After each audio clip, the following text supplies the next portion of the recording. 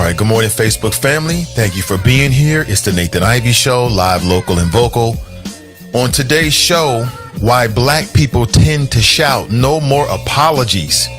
No, I'm sick of the apologies.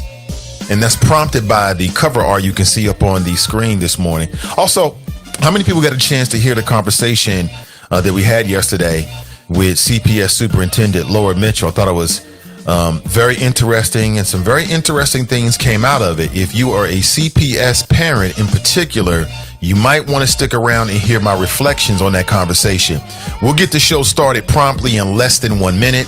Please take this time to share today's show with your family, with your friends, and your colleagues on Facebook. Your shares mean everything. And we'll get started. Don't go anywhere. Simultaneously on two separate systems, the sounds are blended together to achieve a new dimension of sound, impossible to obtain. You're listening to the Nathan Ivey Show. One man, one microphone, one mission.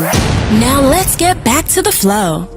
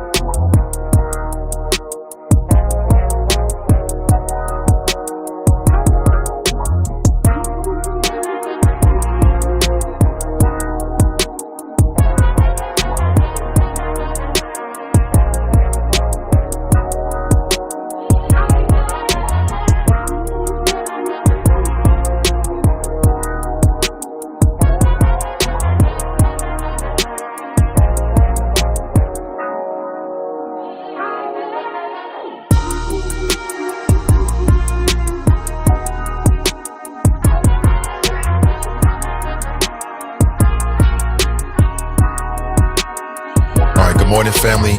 Welcome back. It's the Nathan Ivey Show. I'm live, I'm local, and I'm vocal. Welcome back. Let's get into it. Hope you had a tremendous 24 hours.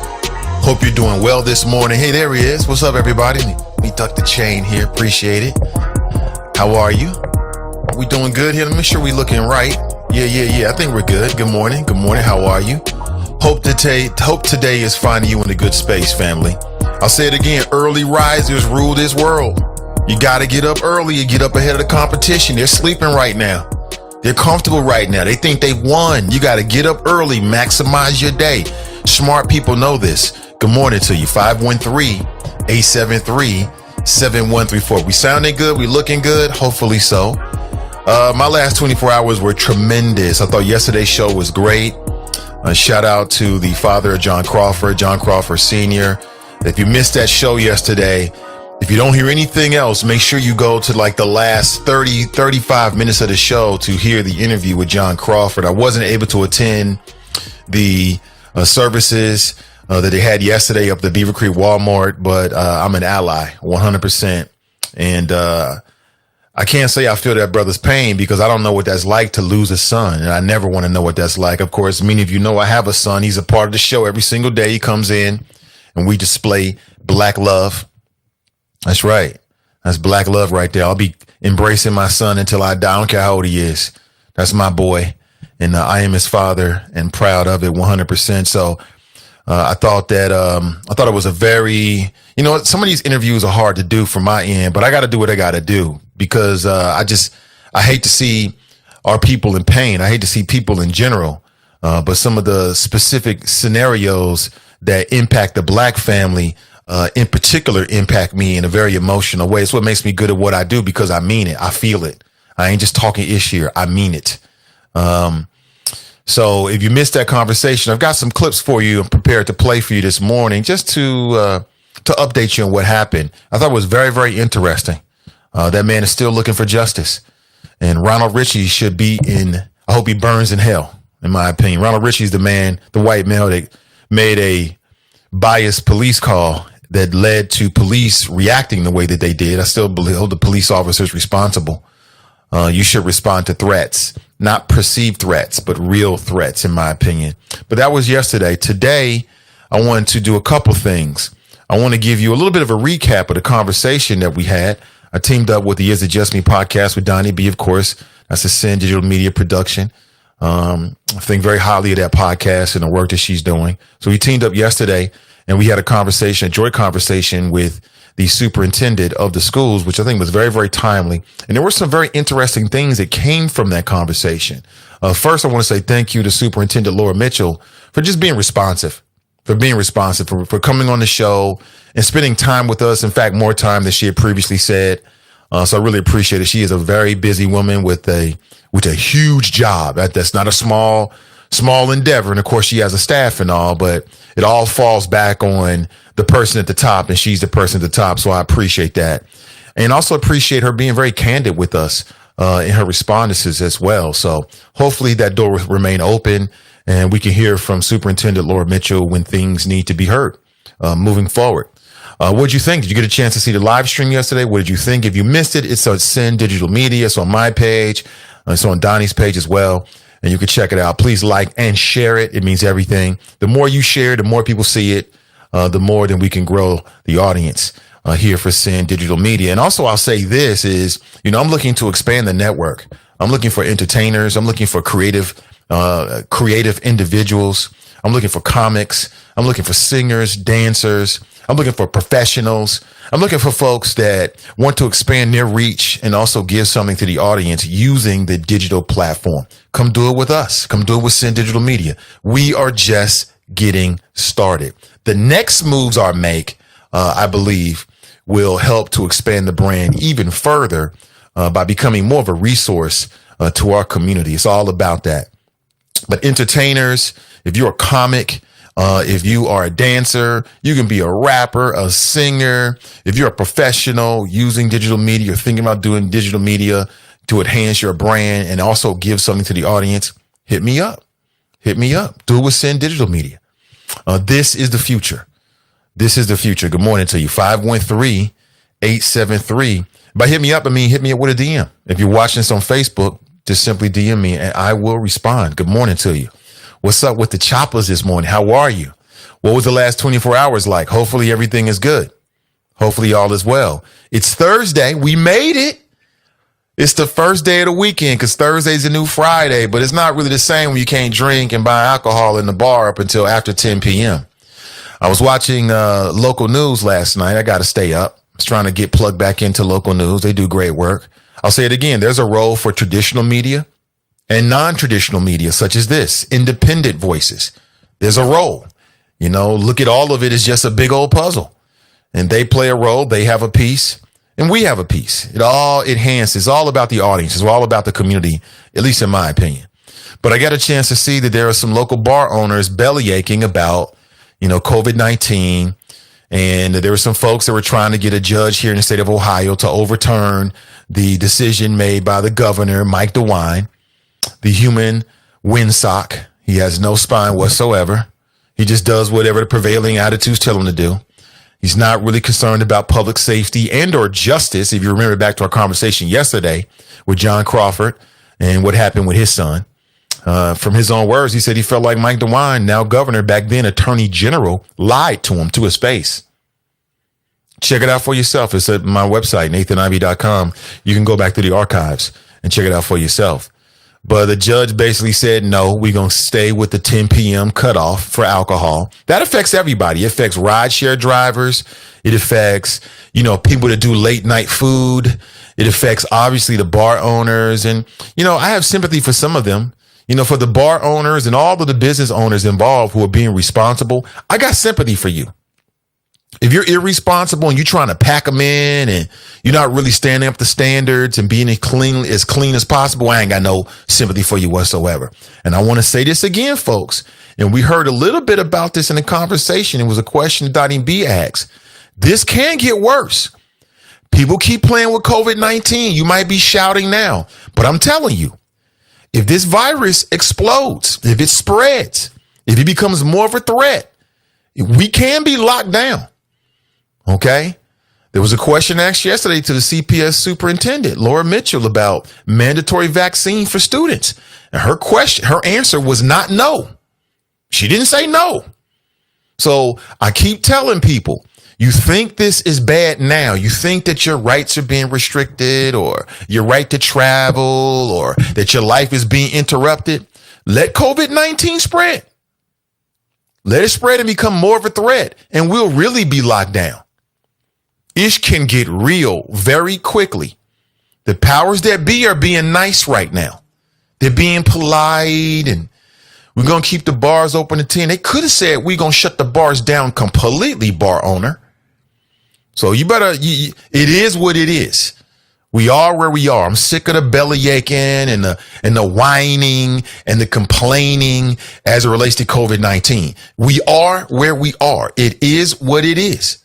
I'm so sick of you human beings that have this attitude. I'm real sick of you, quite honestly. You are a part of the problem. You are the people on that television show, Walking Dead, that turned out to be more monstrous than the monsters. It is you. You are the problem. I see these videos of people get into fights because somebody asked them to wear a mask. This morning, within the last 24 hours, it was early this morning, I saw a video of a black woman that pushed this elderly woman down, happened to be a white woman, pushed this woman down, allegedly, because she asked her to put on a mask, or she tried to check her, like, you really should have a mask on. Now, the elderly woman pointed a cane at her, and the cane was quite close to her. I get it, I get it, but apparently she pushed her down and broke her leg. She pushed her down and broke her leg. Over what exactly, family? Because she asked you or told you that you should be wearing a mask? I don't get it. I saw another video in which they got into a scuffle. A man got into a scuffle on the streets of my country, Cincinnati, right? One of the major American cities, gets into a scuffle after confronting somebody about wearing a mask. And I have no problem with people confronting individuals about wearing a mask. I ain't got no problem with it. I really don't. I have no problem with it whatsoever. Because it's not just about your selfish ass. Your selfish ass, okay. What's wrong with you? I don't want to wear no mask. Stop telling me what to do. Well, if you were grown, if you acted like an adult, we wouldn't have to tell you what to do. Where your daddy at? Where are the parents and the grandparents of these are grown people.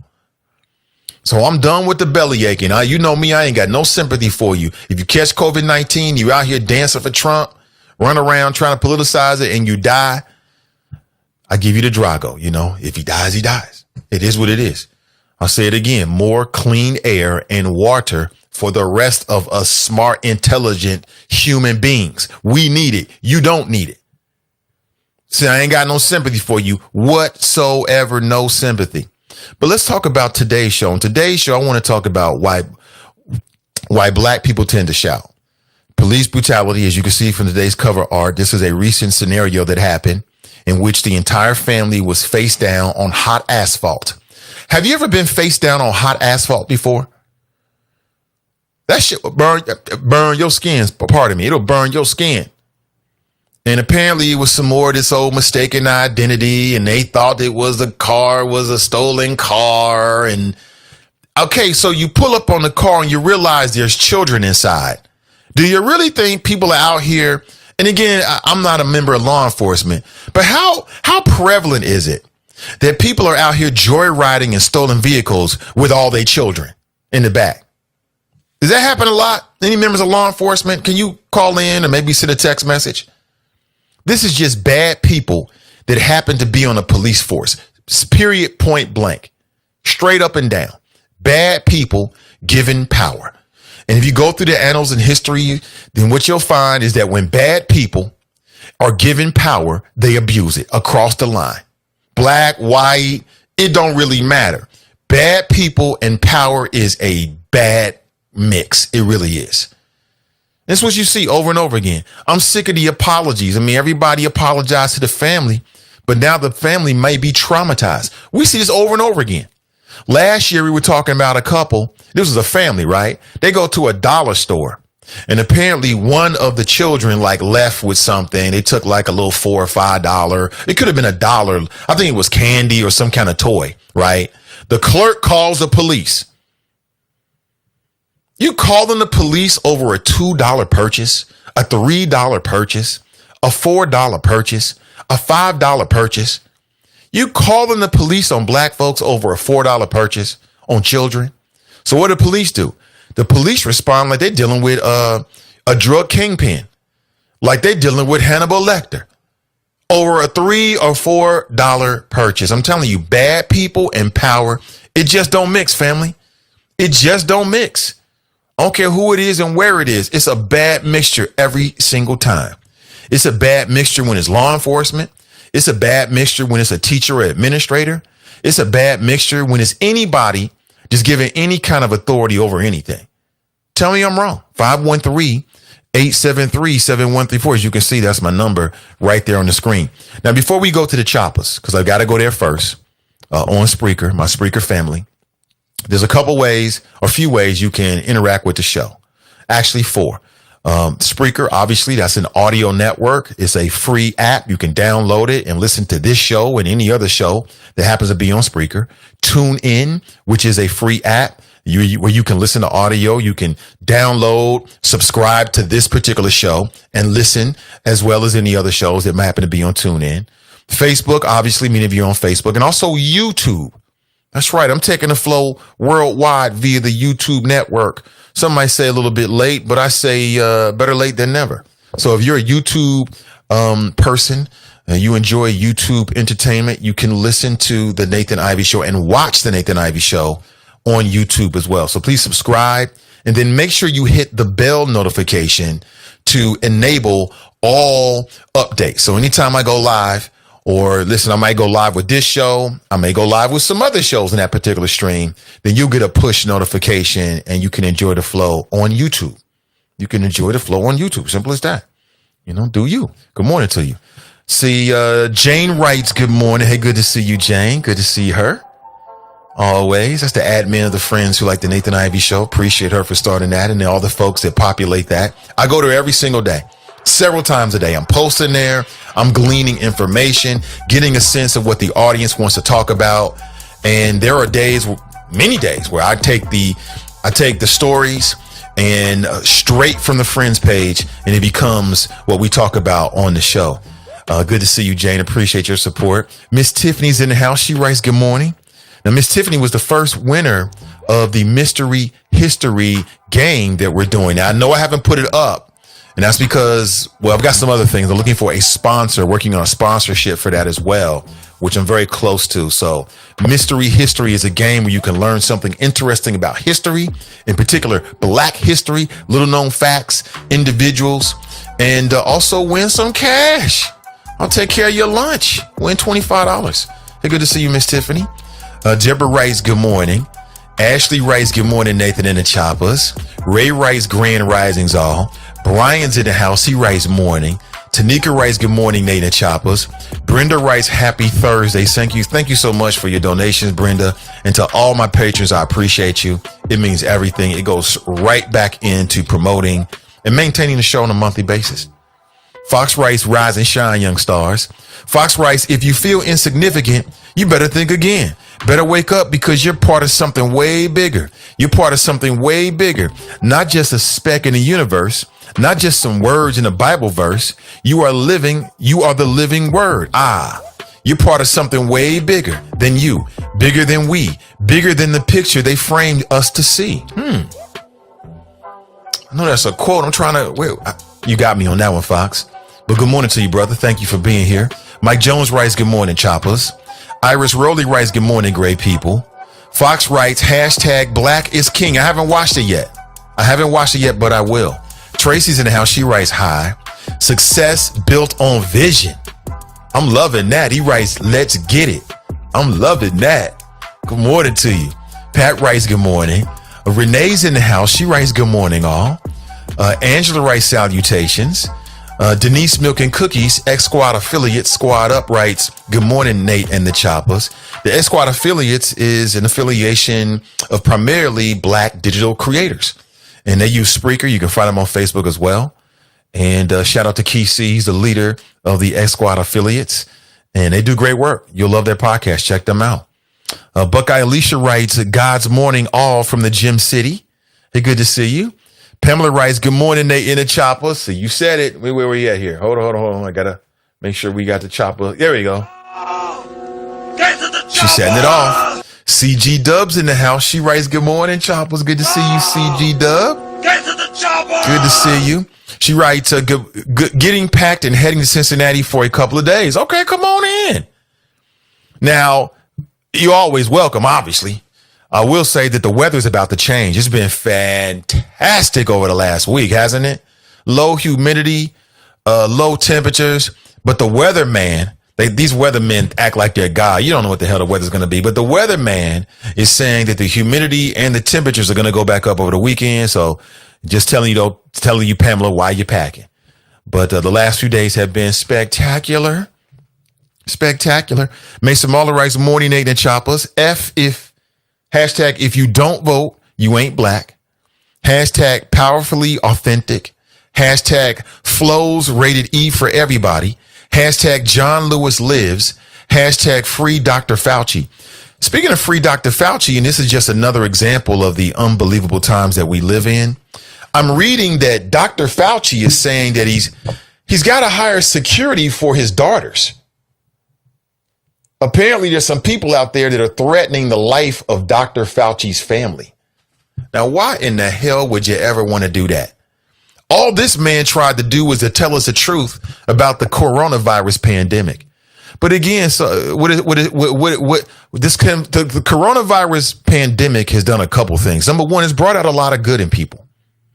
I've seen a lot of good things happening. Like people are hustling, creating new businesses, getting involved politically. Right? There's a lot of altruism, a lot of giving, a lot of really kind-hearted, good-spirited stories that are out there. I love all of that. That's good. It's also brought out the monster in humans, the absolute worst in us as well. And these folks running around threatening the life of Dr. Fauci's family are what I'm talking about. This is what you got time to do this? This is what you got time to do? You want to vilify the doctors because the doctors are telling you what's best for you. I'll say it again, man. If I can't tell you something that's good for you, I ain't got time for it. I don't have time for it. I'm sorry. It's ridiculous, man. Yes, free Dr. Fauci and leave the man's family alone. Same thing with Dr. Acton, who recently resigned. She probably resigned because she wasn't appreciated. She probably was receiving, and we know this, receiving death threats and people want to go to her house, all because she's recommending what's best for public health. I don't understand these individuals. I don't get it. Lynn writes, good morning, great people. Y'all don't deserve me, right? Nathan, are black folks trusting the government or not? I told you all back in March to stop crying about COVID-19 and just roll with the punches. Is that what you said? That's not what you said. I don't remember that. What I remember is you run around here talking about how you're not going to wear a mask and can't nobody make you wear a mask. And now you've completely done a 180. You on here in your avatar talking about wearing a mask. Now you're showing the mask. That's what I remember, Fame. Ain't nobody gonna tell me to wear no mask. I wish somebody would tell me to. That's what you said. Now you've done a 180 because, like I told you, COVID is real. It's not a game, and we shouldn't be playing with it. I'm telling you, these schools, it came out yesterday, family. I'm gonna play the clip for you. The question was asked to the superintendent, like, vaccines mandatory? Is that a possibility? And she said, listen, we ain't there yet. That's not a no. That ain't a no. Could you imagine that? Mandatory vaccines if your child goes to school here in the city of Cincinnati. To me, it's just an acknowledgement of what we already know. Grown folks know this. Stop playing with this. This is a warning. Take this seriously. The powers that be have a lot more power that they haven't shown us. They're trying to be nice about it. They're trying to do the right thing. But if pushed to that edge and numbers start to spike, man, you're talking about lockdown. You'll be locked down with the police at the major intersections, having to show your ID and do a forehead temperature check before you can leave your street. That's not Orwellian. That ain't no sci-fi movie. That's a possibility. It could happen. But you got these ignorant humans running around playing games, spreading the virus, want to go to parties. I mean, come on, man. You know what I'm saying? You got bar owners and business owners that won't take it seriously. Then you want to bellyache when the governor shuts you down from selling alcohol after 10 p.m. It all goes together. You got hundreds of people that want to march on the Capitol of their respective state talking about, not wearing a mask or wearing a mask is against their personal freedoms. Okay. There are plans for everything. The city of Cincinnati has plans. The Cincinnati Police Department has plans. It's called disaster preparedness, homeland security. Cincinnati Public Schools, they all have plans. All right. It is not a game. I'm laughing because it's so serious. It is. People think, and you think your voice is going to mean something once they make those decisions. It will mean nothing whatsoever. It will mean nothing whatsoever. So I'm saying, take it seriously, family. Urge your family and friends. If you're a business owner and you're responsible for, some of these public and shared spaces, take it serious. Because after this, it can get a lot worse. You know what I'm saying? When the families and the friends of the powers that be get threatened, that's when it gets real. It gets very real then, family. I'm just here to tell you. Let's take an early phone call and let's say good morning. Good morning and welcome to the show. Yeah, Guy. What's up? Fame. Yeah, Rothstein here. What's up, Rothstein? You can stop lying. That's not what I said about COVID-19. I said it was I always said I would wear a mask. What? But I'm going. Are you gonna let me finish? Yeah, go ahead. I said I've been outside every day since since the state shut down. I'm not staying inside. I'm going to live my life.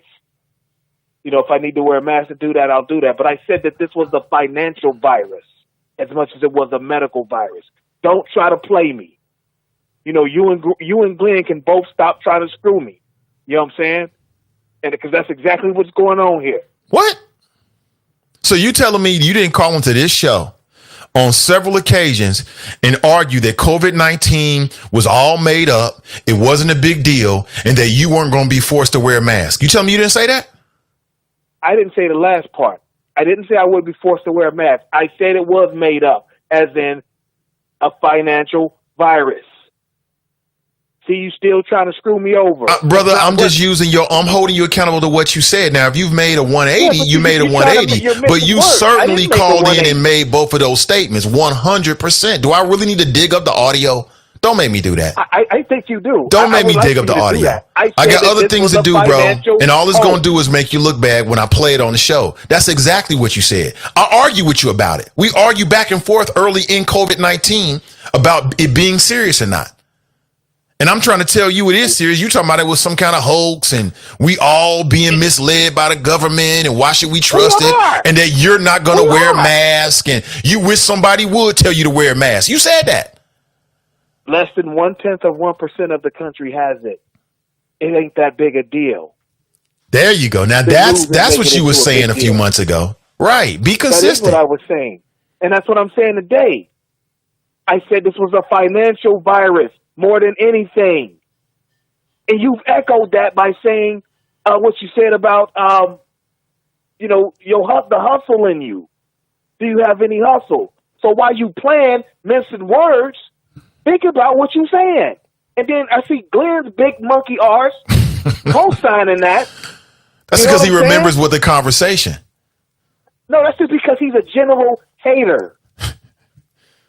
And he'll take anything that somebody says against you and try to run with it. Like being fake news. Hey, his mom's 7'2" tall. Yeah, his mom played against Shaq. He that's what he does. Big immature arse. But don't lie on me. That's all I have. I don't need to lie on you. It's the facts. It would be more mature for you to just say, hey, Nathan, with everything that's happened over the last few months, I've slightly changed my opinion on wearing a mask and the whole COVID-19 thing. Because that's what happened. Just keep it real, homie. How would that be? That wouldn't be mature. That would be a lie. Oh, okay. So now I got to go I got to go spend some time to dig up the audio. Because now you've challenged me and you're trying to make it seem like I'm lying on you. See, that now you give me more work to do. I got other things to do, but okay. I didn't give you anything. Yes, you did. Only thing yes, you you got to did. do. Only thing you got to do is be black and die. If you want to go try to prove me wrong, then you do that, and you'll fail. I stand by what I said 100%, brother. I know exactly what happened. That's exactly what you said on multiple occasions, and you slowly changed it over the last few months to suit your new purposes, whatever that is. To all the little children listening, give me some earmuffs for about 5 seconds. Of this MF line. No. Why would I lie on you? I don't get nothing out of it. I think he hung up. I stand by it. That's exactly. Choppers heard you. Because I called you out on it like, oh, you ain't wearing no man? I wish somebody would. You ain't even being consistent. So you was talking about how it was all made up and that we believe in this government, the same government that lied to black folks. Why? But you want us to believe while you was saying that you was pro-mask. You weren't. You slowly change your.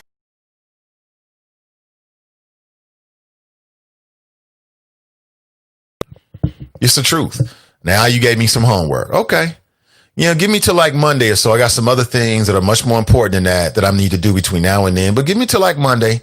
It ain't that hard to find, bro. I keep notes. You know what I'm saying? On every single show. It ain't that hard to find. The choppers remember it. But it is what it is. I mean, I'm glad you've come to a more mature standpoint on it. I'm glad to hear that. I ain't got no problem with it, but it is what it is. 513-873-7134. That guy is hilarious. I love me some fame, though. I love the choppers. Viva the choppers. Now, with that, I've got to take a quick break. It's the Nathan Ivey Show. I'm live. I'm local. I'm vocal. Ready to take your phone calls this morning. Oh, I see Fame's calling me right back. Well, I tell you, I got to take a quick break, Fame. Hold on. Hey, brother, hold on for a second. I'm not sure if you got disconnected. I'll put you straight on, Fame. But I got to take a quick break. So hopefully he can stay on the line and we'll finish up with him. Let him finish his thoughts. I thought it was odd that he was off the line so quickly, but it's all good, brother. I'll let you have the last word. As always, I'm a gracious host. It's the Nathan Ivey Show. On today's show, why black people tend to shout. August 2020 edition. All right. All the various ways. And also some current events and news from the Cincinnati area and beyond. This is the last honest place in Cincinnati media, powered by Sin Digital Media, and we'll be right back.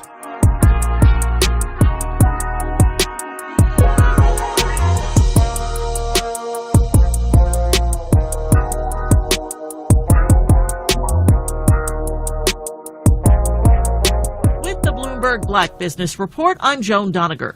Bloomberg Markets Magazine is focusing this week on something everyone agrees is too much of a rarity: black business people in finance. Wall Street companies are looking for diverse talent. Reggie Brown is a principal at GTS. Investment banks have training programs and programs to advance people of color. Staying with the company, he says, is harder. Corporate politics plays a part. Learning to navigate that can be a steep curve. One Carla Harris, vice chairman of wealth management at Morgan Stanley, says took some trial and error. I paid a lot of attention to the way they were executing things, how they said what they said. Zanelia Harris, no relation, credits a friend on her team at one of her early jobs with helping her. He would come sit at my desk and just, help me, understand things. But he was the only one. Ultimately, Harris left and eventually founded her own firm, the Harris & Harris Financial Group.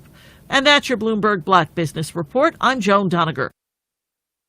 The Nathan Ivey Show is supported by listeners. Go to www.patreon.com/Nathan Ivey Show and help Nathan keep the show independent. Are you interested in medical coding, but not sure where to start? And scared of wasting time and resources? Let me help you with the right steps to become a certified, marketable medical coder. Learn more at bit.ly/5stepscoder. Dear John, I was hoping it wouldn't come to this, but you've left me no choice. I'm leaving. Uncontrolled high blood pressure is really serious, and lately you seem to really not care. I've been there for you since day one, and I know you think I'm gonna keep ticking, but no, my friend, I can quit whenever I want. Why can't we get back to the good times, when we were more active and ate more healthy foods, and you checked on me every once in a while? Is that too much to ask? I don't want to leave, but unless you stop ignoring me, what else am I supposed to do? Remember, when I quit, you quit. Sincerely, your heart. Listen to your heart. Don't let it quit on you. Doing the minimum to control your high blood pressure isn't doing enough. High blood pressure can lead to a stroke, heart attack, or death. Get your blood pressure to a healthy range before it's too late. Find out how at heart.org/bloodpressure. Check, change, control. A message from the American Heart Association, the American Stroke Association, and the Ad Council. This is Zoe Wesson. What side of history do you want to be on? The right side, or one where black people continue to be underrepresented in Hamilton County? Now's your chance to end 230 years of exclusion.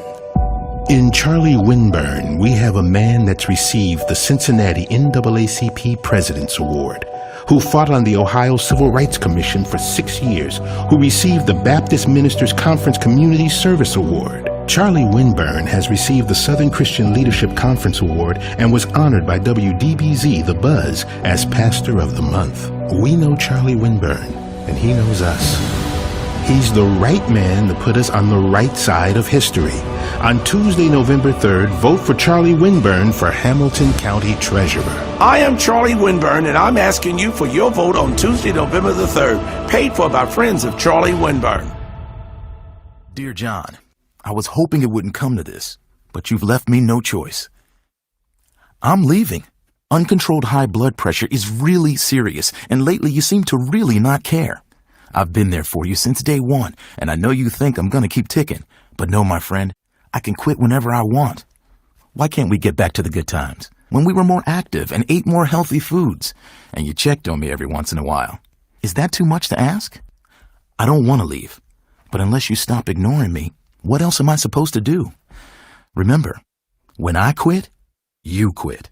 Sincerely, your heart. Listen to your heart. Don't let it quit on you. Doing the minimum to control your high blood pressure isn't doing enough. High blood pressure can lead to a stroke, heart attack, or death. Get your blood pressure to a healthy range before it's too late. Find out how at heart.org/bloodpressure. Check, change, control. A message from the American Heart Association, the American Stroke Association, and the Ad Council. 145 over 92. 180 over 111. I had a heart attack and a cardiac arrest and then a stroke.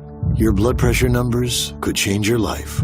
Lowering your high blood pressure could save you from a heart attack or stroke. If you've stopped your treatment plan, restart it or talk to your doctor about creating one that works better for you. Start taking the right steps at manageyourbp.org. Now I'm, trying to get better, stronger than ever. Brought to you by the American Heart Association, American Medical Association, and the Ad Council. This is the Nathan Ivey Show. Get ready to be engaged. Get ready to be informed. Get ready to be a lion. Get ready to be enraged by the man City Beat magazine called a talk radio rebel. And your host. Now back to the show. Also, family, I don't want you to forget, September the 5th is the date that we have on the calendar for the first tactical training that we're doing with the good folks over at Ride or Die LLC.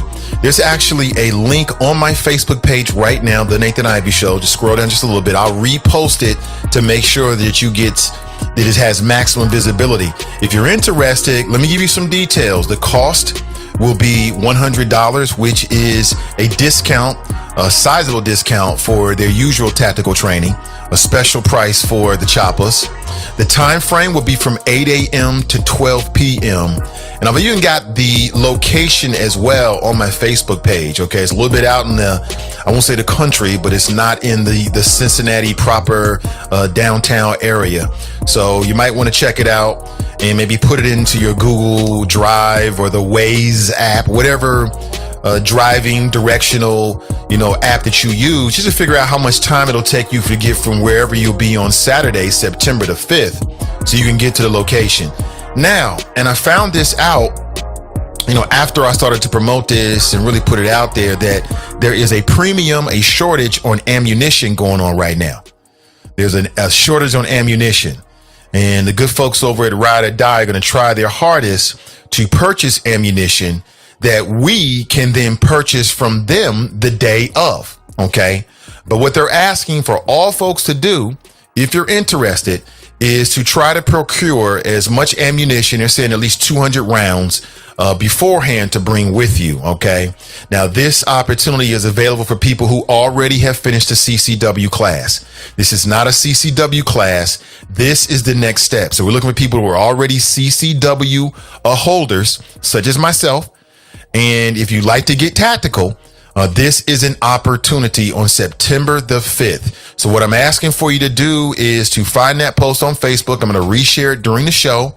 I'm going to share it during the stream of this particular stream and also every stream moving forward. And just let me know you're interested. I'll be in contact with you. We're looking for a $20 sort of holder fee, right?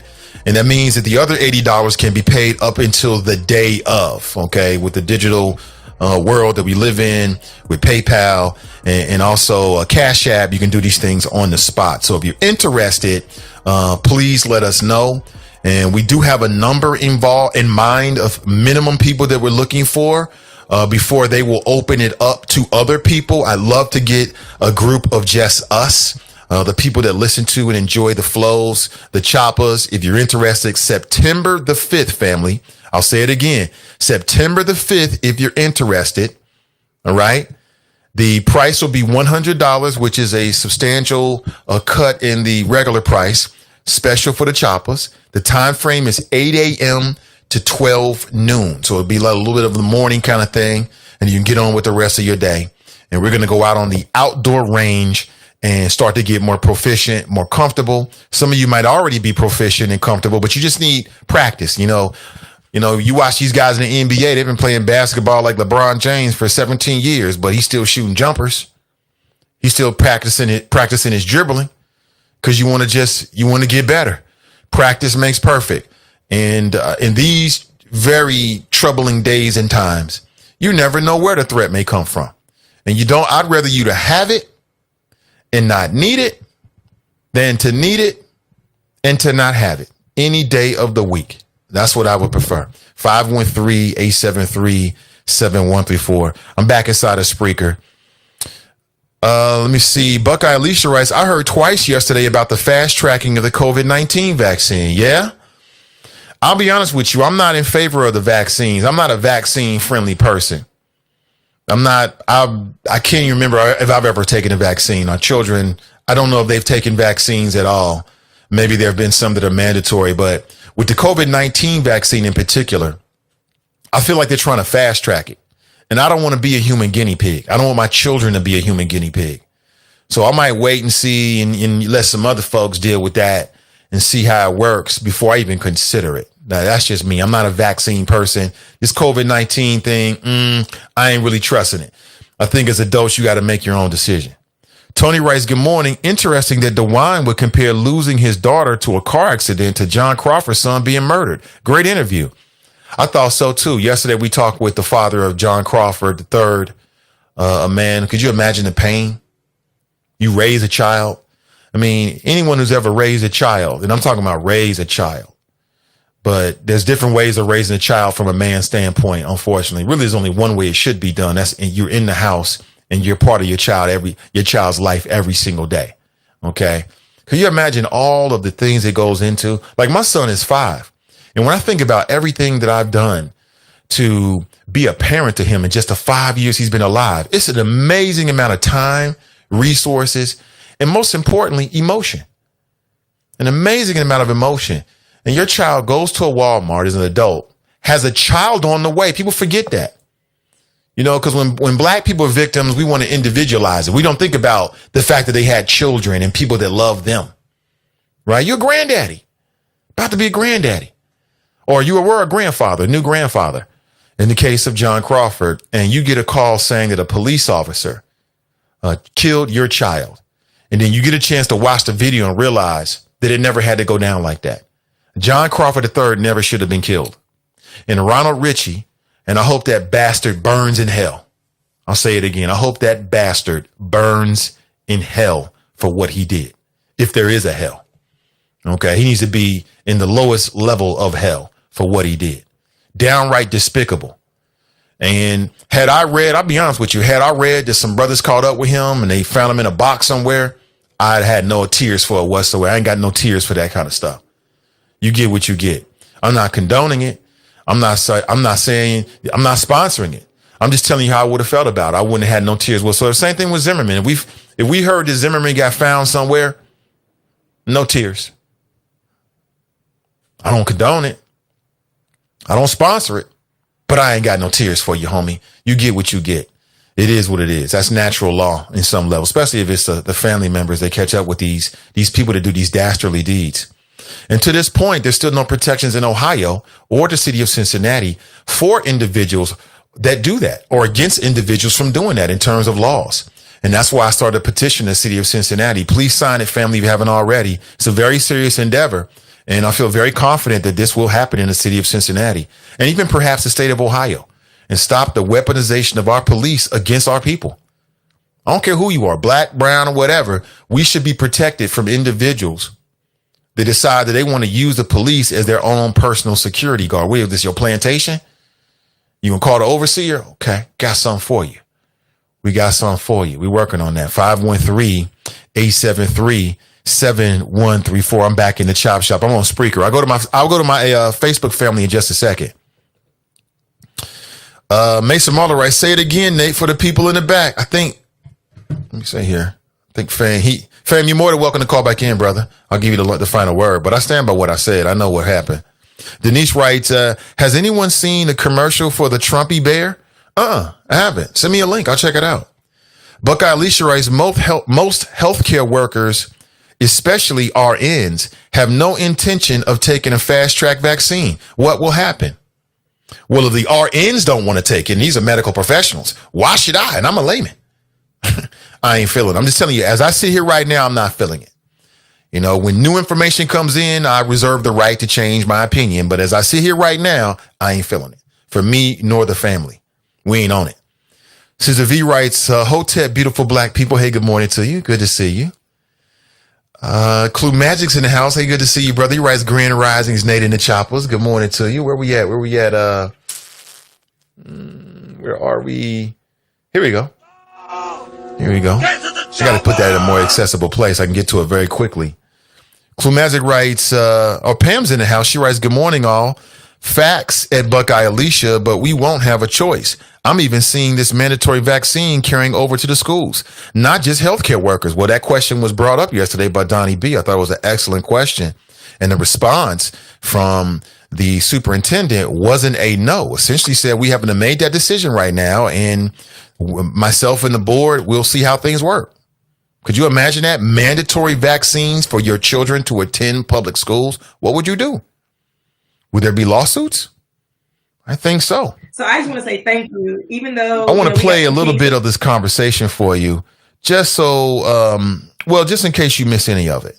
Okay. So we asked the superintendent multiple questions yesterday, and here was one of the responses about the reopening, in case you missed it. Yellow, orange, red, and purple. And we are at level 3, which is red.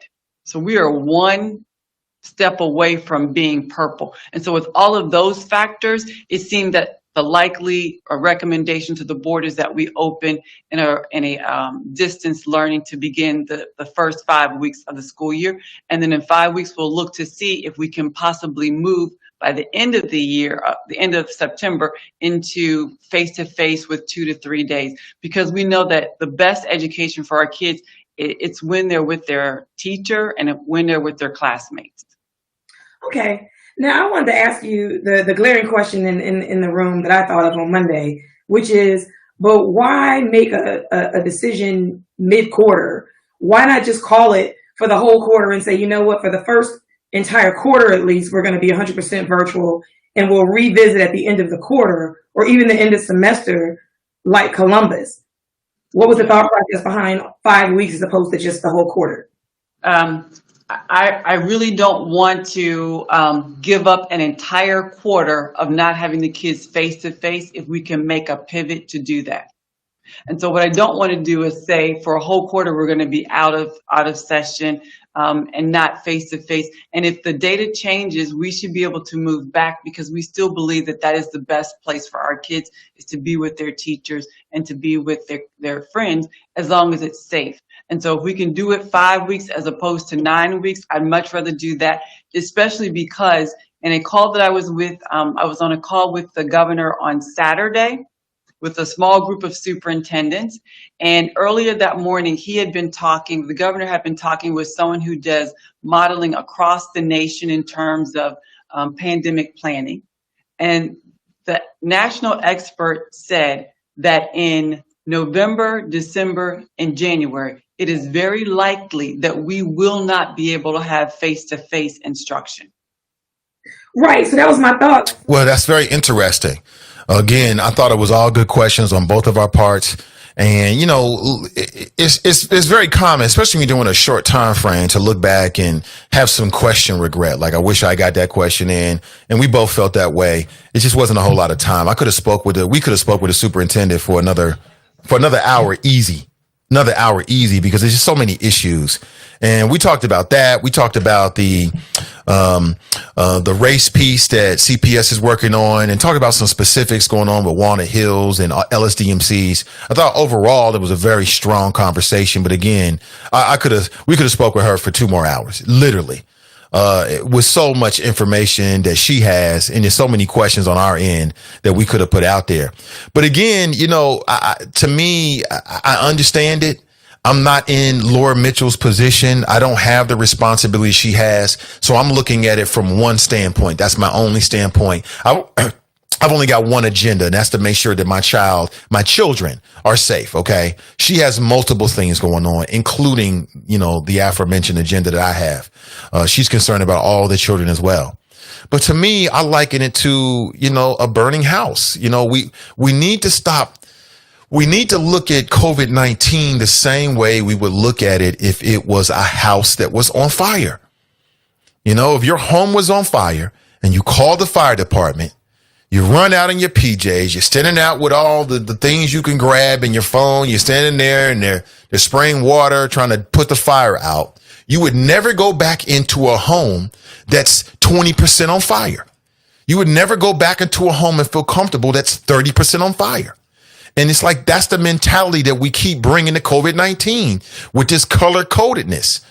That's degrees of badness, degrees of infection. It's not safe until it's all the way stamped out.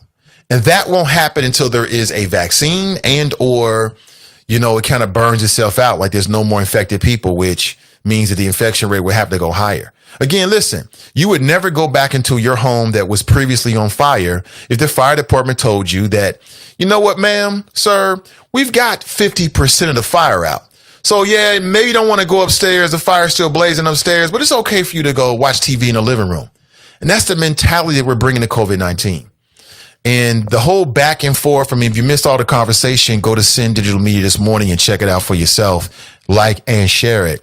But essentially, the superintendent said that the plan is, and she's willing to pretty much be flexible and go back and forth. So they may start with distance learning, a digital learning model, and then in 5 or 6 weeks, move to in-person learning.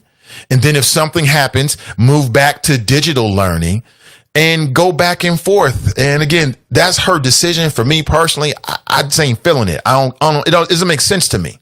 You know what I'm saying? I'm more of a make a decision and stand by it kind of person, especially in these kind of matters.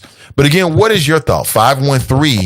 513-873-7134. We got Buckeye Alicia on the line. Hey, good morning, Buckeye Alicia. Welcome to the show.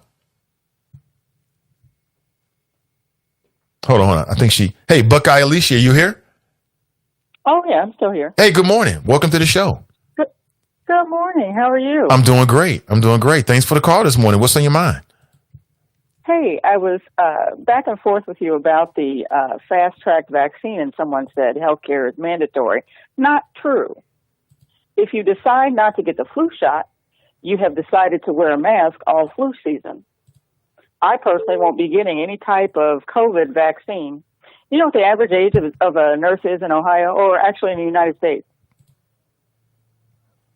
I'm sorry, say again now? I missed your question. Do you know the average age of a nurse in the United States? I don't. What is it? 50. Okay. I'm 52, which means a lot of us can retire. I'm not taking any fast-track vaccine. So I've heard both of the people on the airwaves talking about the fast-track vaccine and how healthcare workers will get it first. I'll be putting in my retirement papers first. Right. I'm not taking a fast-track vaccine. Now I'll continue to wear a mask. I've been wearing a mask since March. I'm essential. I liked it. It was easy to find a parking space. The roads were empty. That's fine. But when they talk about using us as guinea pigs, we're already being used as guinea pigs. First it was droplet, then it was contact, then it was contact and droplet, then it was airborne, all kinds of things. And we're still in here. And so, but this mandatory fast-track vaccine, and you can't sue a manufacturer over a vaccine. And that's any vaccine. Really? They have immunity. Yeah, you can't. And so, no, I'm not taking it. And most of the people I know already said they're not taking it. We're all in our 50s. So, we can't retire to Florida because it's full of COVID, but I can certainly stay at home. As a medical professional, what are the circumstances? What are the factors? What should we look for in a vaccine that could give us more confidence? So you're not for a fast track vaccine. Is there any scenario in which you would take a vaccine? If it's been around for at least 5 years and white people have taken it and they have lived without any type of untoward circumstances or side effects, then I might do it. But when I hear nurses and healthcare workers, it affects black people, they should have access to it first. Nope. Ain't feeling it, huh? I'm not doing it. So you say in 5 years, let somebody else be the guinea pig. Let's wait and see what the after effects, side effects are, long-term effects, then take it. Right. And you'll get people to call in other healthcare workers. Oh, no, it's fast-tracked, it's safe. Okay, you take it. There's also an HIV vaccine. Have you taken that? Mm-mm. Oh, I take it back. It's not a vaccine. It's considered that Moby for PrEP. It's only for certain people. Yeah, it's very expensive. So Rich people. It is a vaccine. I don't see people lining up to take that either. Yeah, that's for rich people. I think it's like $1,000 a month or something like that for that medicine. And apparently it can prevent you from getting the HIV infection. Am I correct in that? That's what I understand, but I don't see people rushing to take that either. Yeah. All of those drugs are fast track. I'm not taking it. I don't take fast track meds. I don't give fast track vaccines to my kids.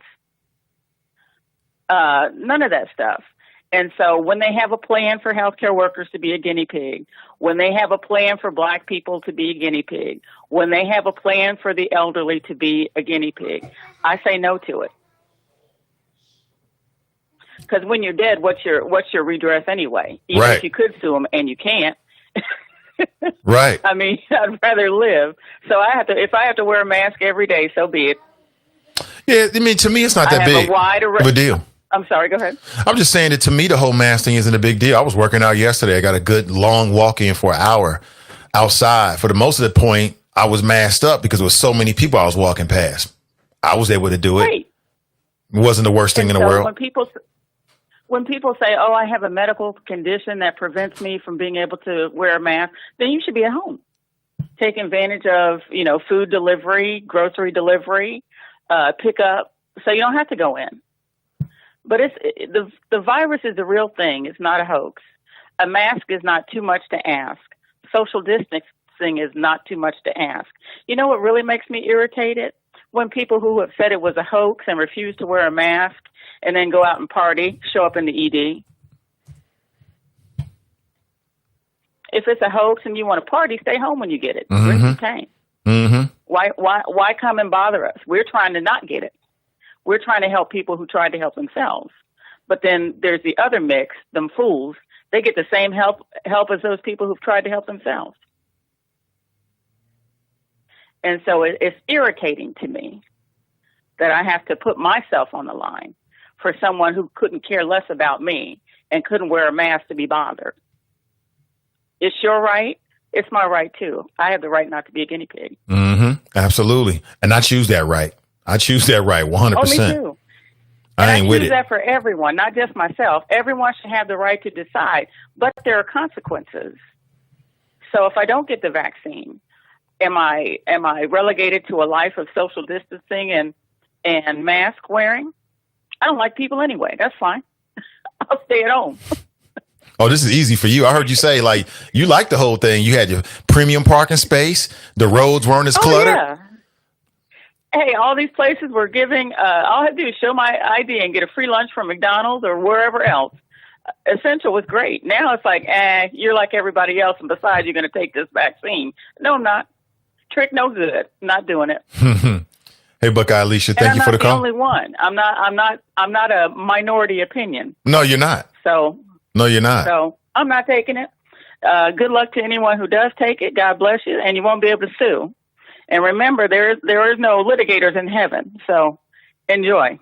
Yeah. Thank you for your flow this morning. I appreciate it. Mm-hmm. Bye-bye. Yeah, that's Buckeye Alicia. Says she ain't with it. Do what you do. Now, I had a couple people that were trying to call in. I'm a one-man operation at this point. Okay. We'll see what happens in the near future. All right. But for right now, I'm a one-man operation. I'm the host and the producer of this show. So I've got it set up where I can have one phone call and maybe one person on hold. So if you were calling and you seemed like you were getting cut off, that was me, only because we can hear the beep from the phone. And sometimes it can interfere with who's on the line. Not your fault. Don't do anything different. All I'm asking is that if you can hear me now or see me now, call back in. It's a great time and I'll put you straight on the line. You can do so at 513-873-7134. We're talking about current events this morning. Did you hear the conversation that we had yesterday? Myself, Donnie B, Sin Digital Media presents a conversation with the superintendent. I thought it was a very good conversation, very strong. We both admitted there were some things we just didn't get to. That's how these interviews go. You just kind of follow the flow. It kind of leads you sometime. But I thought there was some really interesting things that were revealed that perhaps you didn't hear anywhere else. And without speaking too much about it, because it's kind of early on, perhaps, a window into some future relationships as well, that could benefit, Black families in particular, but all families in general, if you're a CPS family. So, stay tuned and, we'll give you updates on that. But I thought it was a very interesting conversation, a lot of very interesting things. And again, I'll say, I just appreciate the time that was given to us by the school superintendent. I still have some question marks.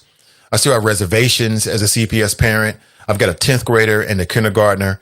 So I'm on both sides of the spectrum, high school and also going into school for the first time. So I definitely ask questions in particular about the kindergartners and what would be the expectations for them. If you missed it, you can go over and watch the entire conversation at Sin Digital Media on Facebook. And please share it with your family as well. And so people can get as much information. I know she was also on with CAI yesterday as well. So listen to them, support them. Listen to anytime you see the superintendent in these days and times doing media, you should be listening to them, listening to her and getting a sense of what she has to say, because people have different perspectives and different questions, and they may come from a different point of view. And again, it's all a puzzle to me. Just put the puzzle together and you can formulate the picture and then make the best decision for yourself. But there are a lot of question marks that still remained, a lot of questions that remain unanswered. And there's just some information that CPS is working on right now that they're going to fast track to get to parents so we can make the best decision possible, including about Digital Learning Academy. Is it the right decision for you? There's still information that's yet to be disseminated to the parents. There's still question marks about a lot of things. So hopefully you got a lot out of that conversation.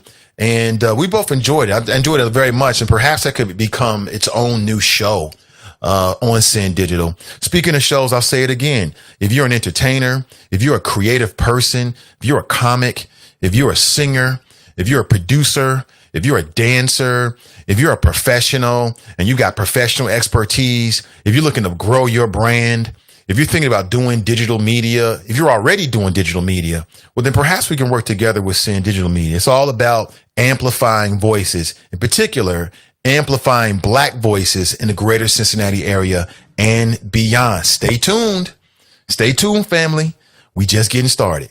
Let's go straight to the phones. Good morning and welcome to the show. Good morning, Mr. Ivey. This is your West Side Connection. Top Squad 52 calling in from the left coast, the People's Republic of California. How are you doing, sir? I'm doing fantastic. Welcome to the show, brother. How you doing?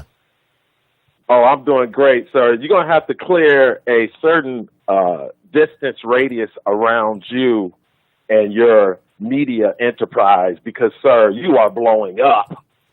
And I'm excited for you, Mr. Ivey.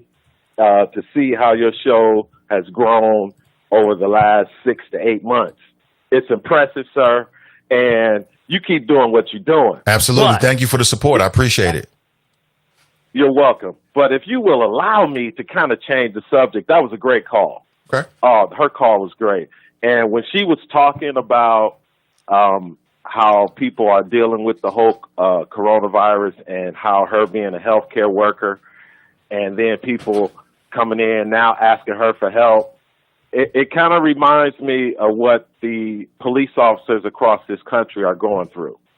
You got people demonstrating in the streets saying police or this or that, but then when something happens, who the first person they call? Even people out in the street protesting, call the police.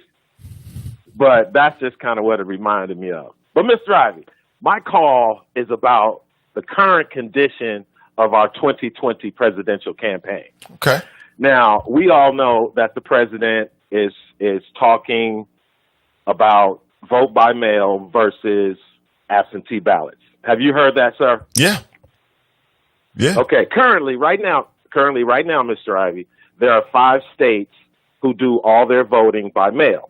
Those states are Colorado, Democrat governor, Hawaii, Democrat governor, Oregon, Democrat governor, Washington State, Democrat governor, and Utah, Republican governor. And 2 days ago, Nevada, Democrat governor, announced that they will now do vote by mail. And they're being sued by the Trump administration as we speak. Now, sir, if vote by mail was such a great and beautiful and so transparent and tamper-proof situation, why aren't they held in more than just 5 states and 4 of those states being Democrat? Well, I don't know the particular politics. I'm just going to speculate with this. I'm just spitballing, but it could be. It could be that we know that the majority of the state legislators are controlled by Republicans, Republican controlled. And perhaps that's what the roadblock is. Because Republicans, at least from my opinion, are the ones that seem to have the most problem about expanding the voter rolls and making it more accessible to people. So that could be it. Again, I'm spitballing, but that could be it. I don't know. Why do you think that is? I appreciate it. Well, first of all, in those 5 states, the African-American population is less than 2 to 3%. So that's why I think you don't have it in large urban metropolitan states, because they rely so much on the Black vote, and that they need that Black vote to show up at the polls.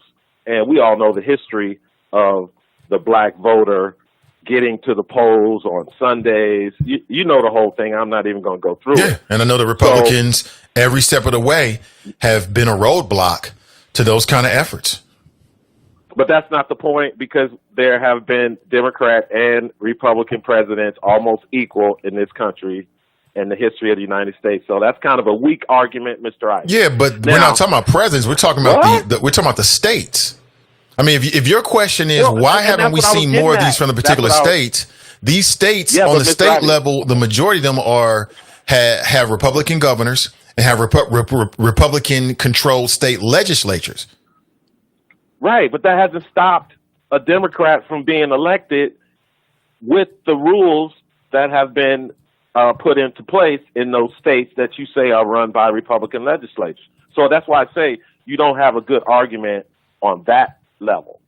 Now, Mr. Ivey, again, in-person voting is the best way for the Democrats to win.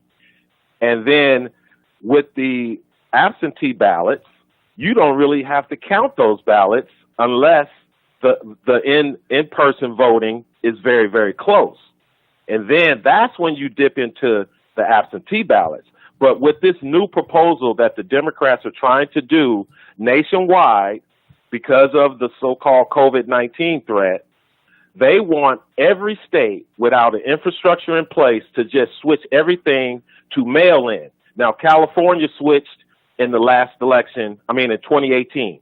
They switched to all mail-in. Previously, like myself, you had to send in a request for an absentee ballot with a excuse. And my excuse was I was a postal worker. So in 2018, they mailed out all these ballots, Mr. Ivey, with no postage required. So that meant that the ballots never go through a cancellation machine at the Postal Service to find out when the ballot was put in the mail. So if the in-person... I still don't see what the problem is. The in-person... Huh? So I don't understand. Hopefully, are you trying to explain to me why? Do you think that Donald Trump and the Republicans have a point when they say that mail-in voting would present more of a risk of election fraud? Because I don't understand that. Can you explain that to me? Okay. I'm going to try to make it real quick. Okay, here's the scenario. Okay, it's election night, and all the polls are closed. Okay, there's no more people going to vote, so they start counting. Right. And it finds out that the Democrat is within 500 points of the Republican. So then what they do, they go to the absentee ballots that they have. Right. Then they start counting. Those ballots. Okay. Then if the margin is not reached with those ballots, then they go to the what do you call those? The preliminary ballots or whatever. Ones where somebody's name wasn't on it. Yeah. Then they go to that. So that's the process in state by state. So then there's a thing called ballot harvesting. Ballot harvesting, Mr. Ivey. But if that's all in accordance with state election law, how is that ballot harvesting? Yes, it is. And what difference does it make if you do mail-in voting? If you do mail-in, I don't understand. If you do mail-in voting, you have a deadline. I'm going to tell you. If the ballot comes in after the deadline, you don't count the vote. As simple as that. Right. Every ballot in this country is not counted, Mr. Ivey. I realize that. Okay. So here this is what I think is the plan for the Democrat Party. Okay, because everything will be mail-in, and a lot of these ballots may not have a postmark on it.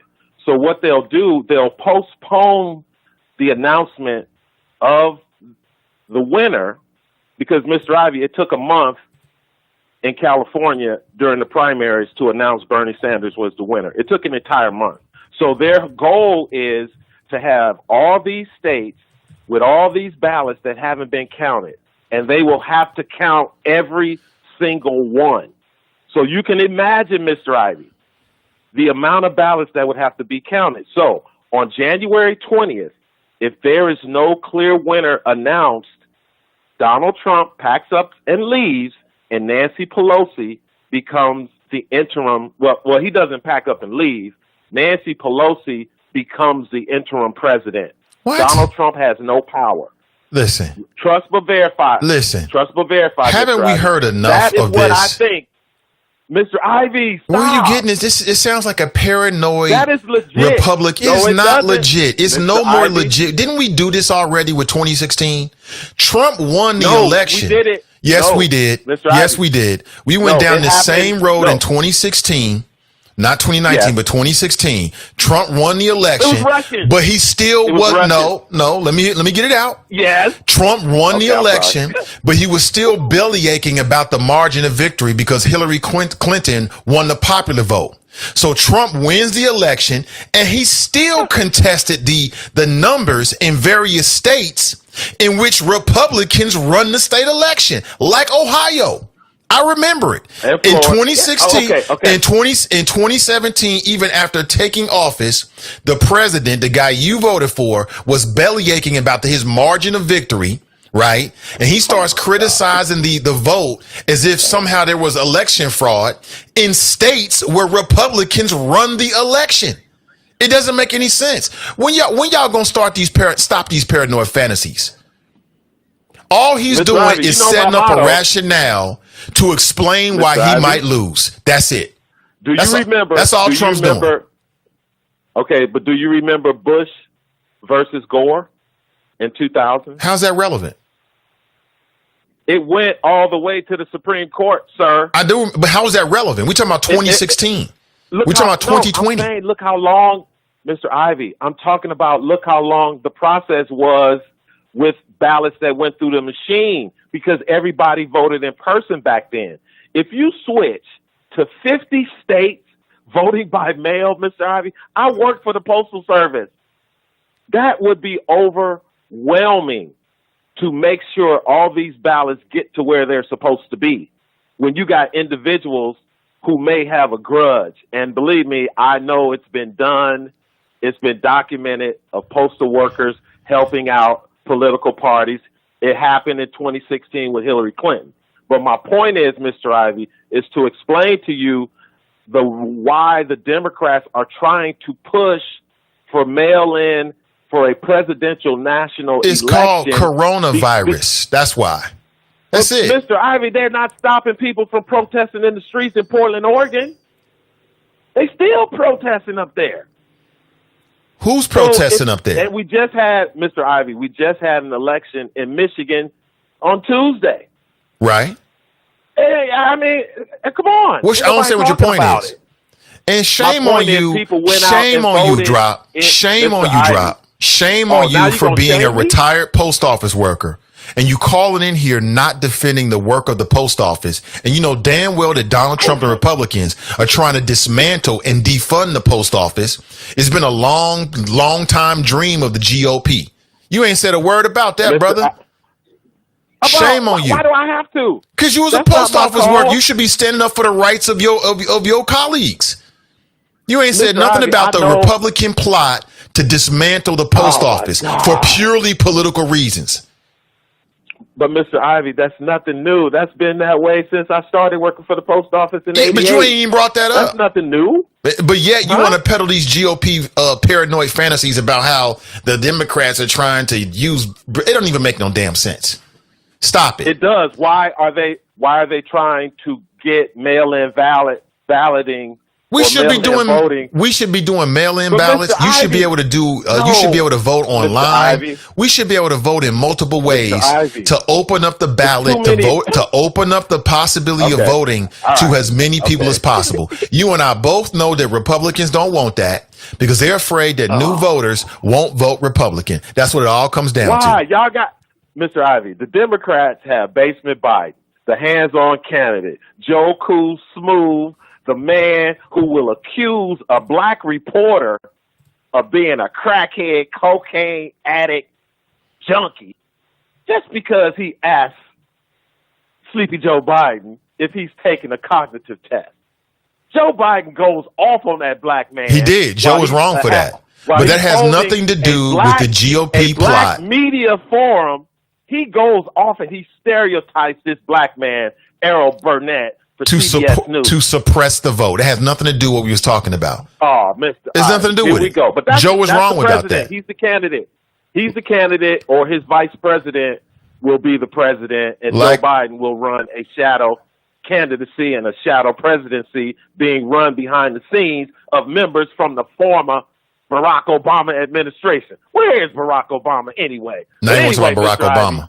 All I'm telling you, man, is we did this in 2016. Yeah. Trump won the election and was complaining about the size of his inauguration crowd and also the margin of victory in terms of the popular vote. He went so far, he kept talking about it. Voter fraud. Okay, so even in states in which the elections are controlled by Republicans.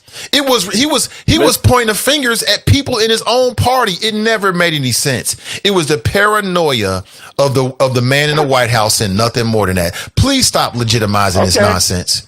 Mr. You're Ivey, legitimizing I just put out the nonsense. facts, sir.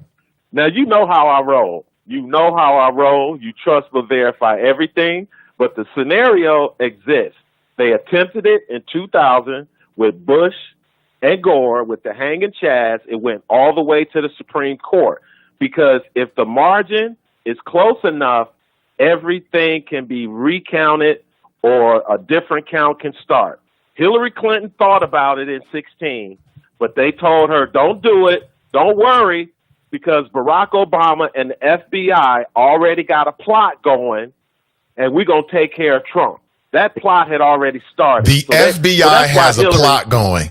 It's funny when it wasn't a plot. John It was Durham. credible John information that John somebody Durham. in the Donald Trump, campaign was working with a foreign adversary. That ain't a plot, sir. That's Mr. called Ivey, a criminal investigation. It's two different things. Did you see? It's hilarious. Did you see? Oh, you laughing? I'm See, laughing. Now you got me going.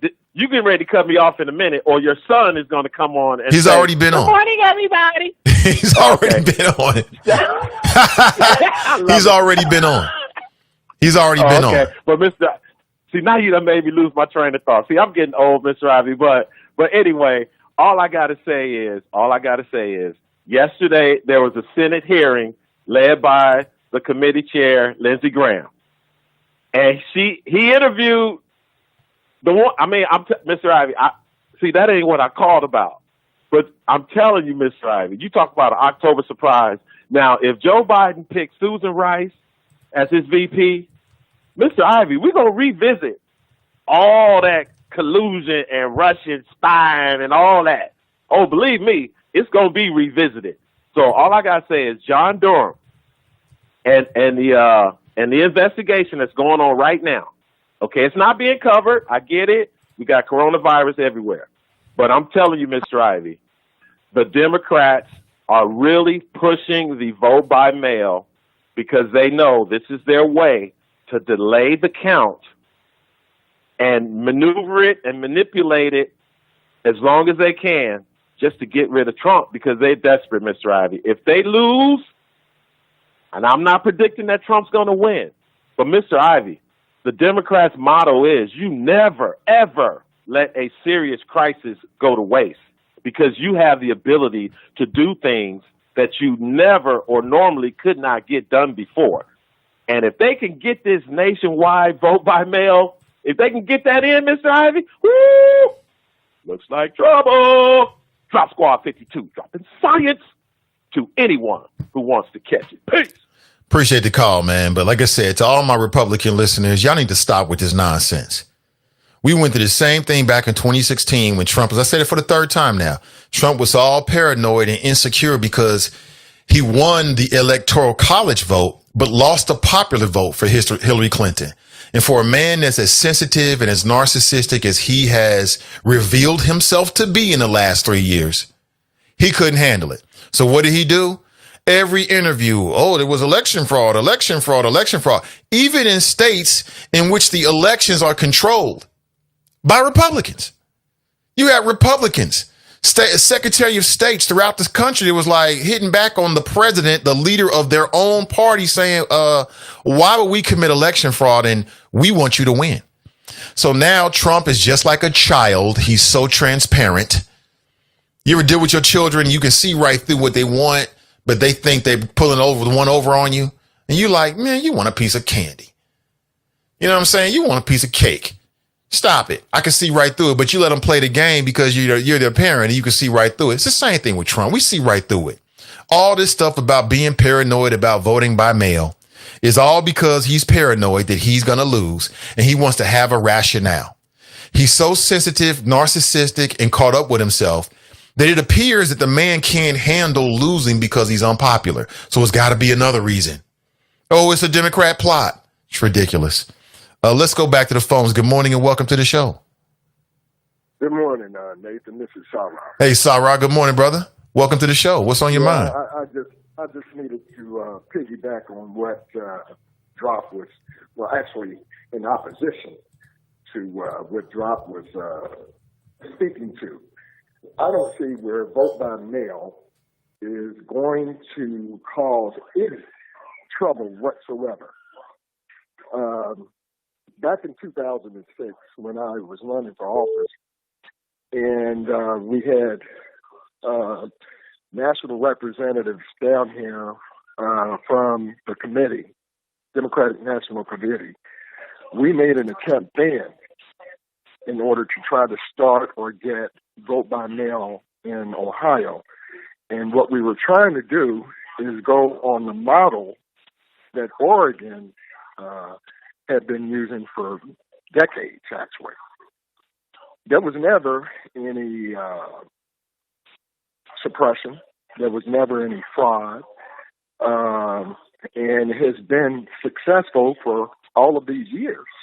We're talking over 20, almost 30 years. So I don't understand why there's such a big to-do about trying to establish or initiate that here in Ohio. I do understand it from this perspective, and we have to understand this. The GOP banks on people not voting. The GOP has less membership, or I should say the Republican Party has less people than Democrats and independents combined. So it's in their best interest to go about doing things in the way of voter ID laws, gerrymandering, and what have you, in order to secure their place or their positions. I'm certain that Drop knows this to be the case, but he's not speaking to that. And I also worked for the post office for a few years, and honestly, and he's right, they've been trying to defund the post office for years. And every time that there's a Republican administration in office, this is something that happens. They try to privatize everything. It's nothing new. I'm just hopeful that they're not successful in that particular endeavor. And it's kind of odd, don't you find it odd, that they're trying to do this now, right now, before an election? I mean, it's almost like, you know, they are they're putting it in your face, and we know that this is the case, but we're not doing anything about it. So that's all I really have. I just wanted to say that Drop is absolutely wrong about, you know, vote by mail. It's proven to be successful. And what we need to do, honestly, what we really need to do is get rid of the Electoral College and make this popular vote only. But that's going to be fought against also, because that's how the Republicans win. That's all I got, brother. That's all I need, brother. Facts. Facts on facts on facts. He right about the Electoral College. And the plot against the post office is 15. I remember reading about it 15 years ago. Like I said, the GOP got that long game. We need to adopt the long game in our community. Long game. Long-term strategies, 10, 15, 20 years on the national level. An enduring movement. It's not going to happen in one election cycle. At least a lot of this stuff is not going to happen in one election cycle, family. It's going to take multiple cycles over multiple years in some cases. All right, I'm late on a break, so let me take a break. We'll come right back. This is the Nathan Ivey Show. I'm live, I'm local, and I'm vocal. I know people are trying to call in. Please hold your phone call until after the break, or you can call in. I'll put you on hold, and you'll be the first one on after the break. Really appreciate you. This is the last honest place in Cincinnati media, powered by Sin Digital Media, a new voice in the city of Cincinnati. We'll be right back.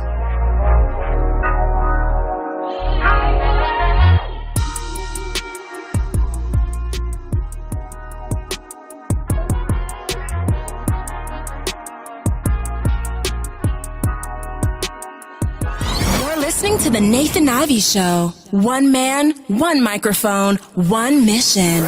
Now let's get back to the flow. With the Bloomberg Black Business Report, I'm Joan Doniger. Another record on Wall Street. The NASDAQ closing up 57 points to almost touch 11,000. It came up 2 points short. The Dow rose 373, the S&P 21. Investors just moved right past the red flag on jobs when payroll company ADP reported 167,000 added in July instead of 1.2 million. Instead, they focused on positive reports from Novavax of progress in its effort to come up with a coronavirus vaccine.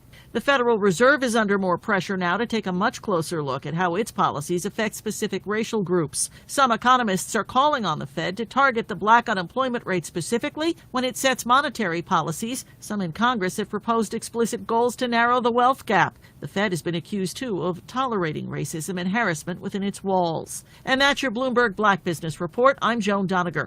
With the Bloomberg Black Business Report, I'm Joan Doniger.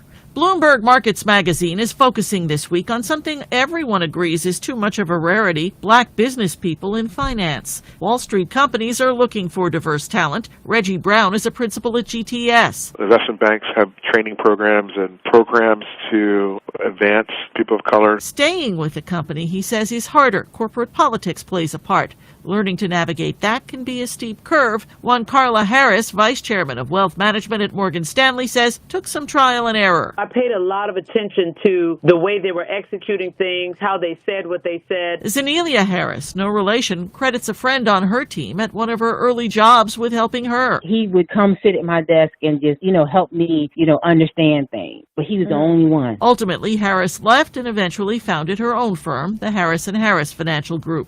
And that's your Bloomberg Black Business Report. I'm Joan Doniger. Are you interested in medical coding, but not sure where to start? And scared of wasting time and resources? Let me help you with the right steps to become a certified, marketable medical coder. Learn more at bit.ly/5stepscoder.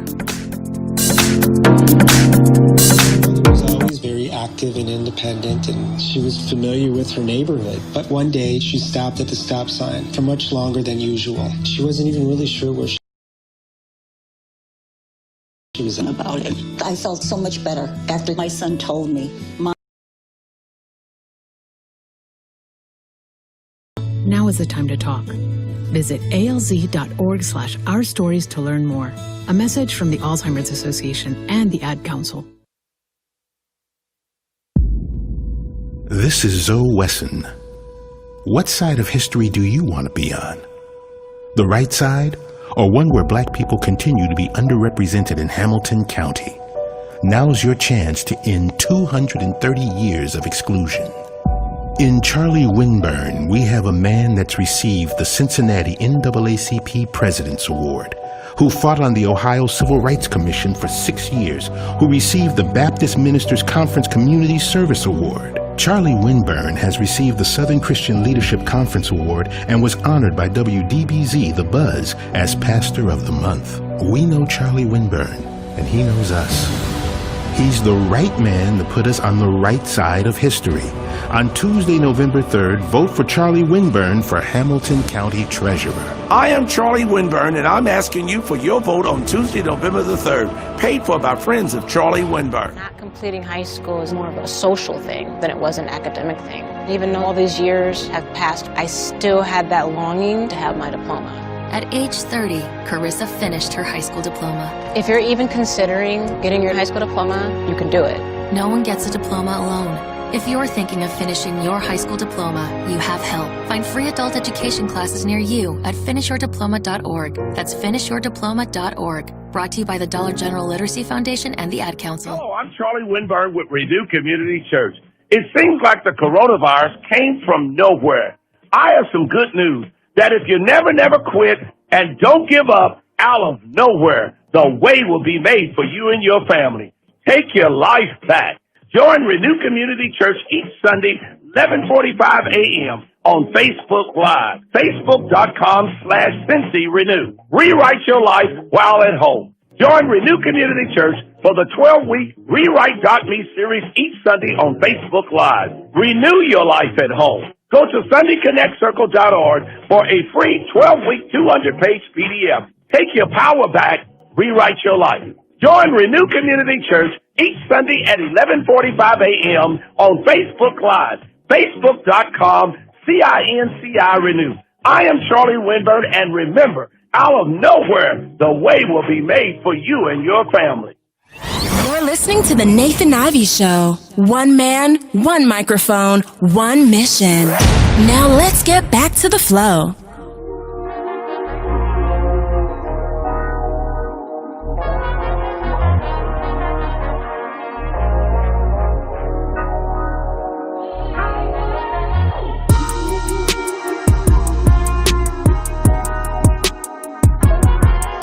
All right, good morning, family. 9:50 a.m. in the Queen City. I'm Nathan Ivey, your humble host. Welcome back to the last honest place in Cincinnati media, powered by Sin Digital Media, a new voice in the city of Cincinnati. Good morning to you. And if you are an entertainer, if you are a comic, if you are a singer, if you are a rapper, if you're a professional, if you're thinking about getting into digital media to expand your brand, or you're a creative, in particular, if you're a creative person, then why not work with us, Sin Digital Media, and join the network, the growing network of Cincinnati, primarily based, although I'm working more and more with people outside of Cincinnati who are Black digital creatives as well and creating digital media. To me, the internet is a great leveler, and I want to take full advantage of it. So if you're interested, hit me with a direct message and I will respond. Good morning to you. Hope you're doing well. We have Brother Kev on the cell he called in right before the break, and perhaps he'll give us a call back again. I know he's on the cell and in the car, but I want to make sure I get his voice in this morning. Plus, there was a few other phone calls that we missed. I'm not ignoring your call. I'm a one-man operation at this point, and I've got it set up so I can take one phone call on the line, and may change that in the near future with your support. So if you have some difficulties calling in and somebody's on the line, you get a busy signal, don't fret. Just give me a call back once the person leaves the line, and I'll take your phone call. Again, open your mind before you open your mouth. Let me go back to my Spreaker family. I know I'm focusing on you today. I felt like maybe I've ignored you for a couple of days. I want to make sure that you know just how important you are to me. Reading all of your comments this morning. Pam writes, okay, let me catch up here. I'm way behind here. Ain't nobody bothering Dr. Fauci. Ain't nobody bothering Dr. Acton. They are egomaniacs. Well, that's not true. I mean, the facts is that Dr. Fauci is saying that he had to hire personal security for his family members, his daughters, because of death threats. We know the same thing happened with Dr. Acton. I mean, she even had lawsuits against her. People at the Capitol House protesting against her, and I don't understand it. These people, medical professionals, were put in a position to give their opinion about what the state should do, right, during a pandemic. And that's what they did. The only people that have a problem with them who have a problem with what they said. But what they said is in line with what their responsibilities are. No other issue than that. Anybody that would send a death threat to Dr. Acton or Dr. Fauci is somebody who is already emotionally and mentally unhinged. They were mentally and emotionally disturbed before COVID-19. COVID-19 is just bringing the worst out of them. Simple as that. I don't believe nothing different on that. The Minister of Information is in the house. He writes, good morning, Nate. Good morning to you. Good to see you. Pamela writes, Glenn, what is your secret? How do you get to live in all these men's heads rent free? Geez, I bow to you. I think she's referring to Fame, who brought up Glenn quite a bit this morning. Hey, Nate, Ralph Tresvant in a mask on line 3.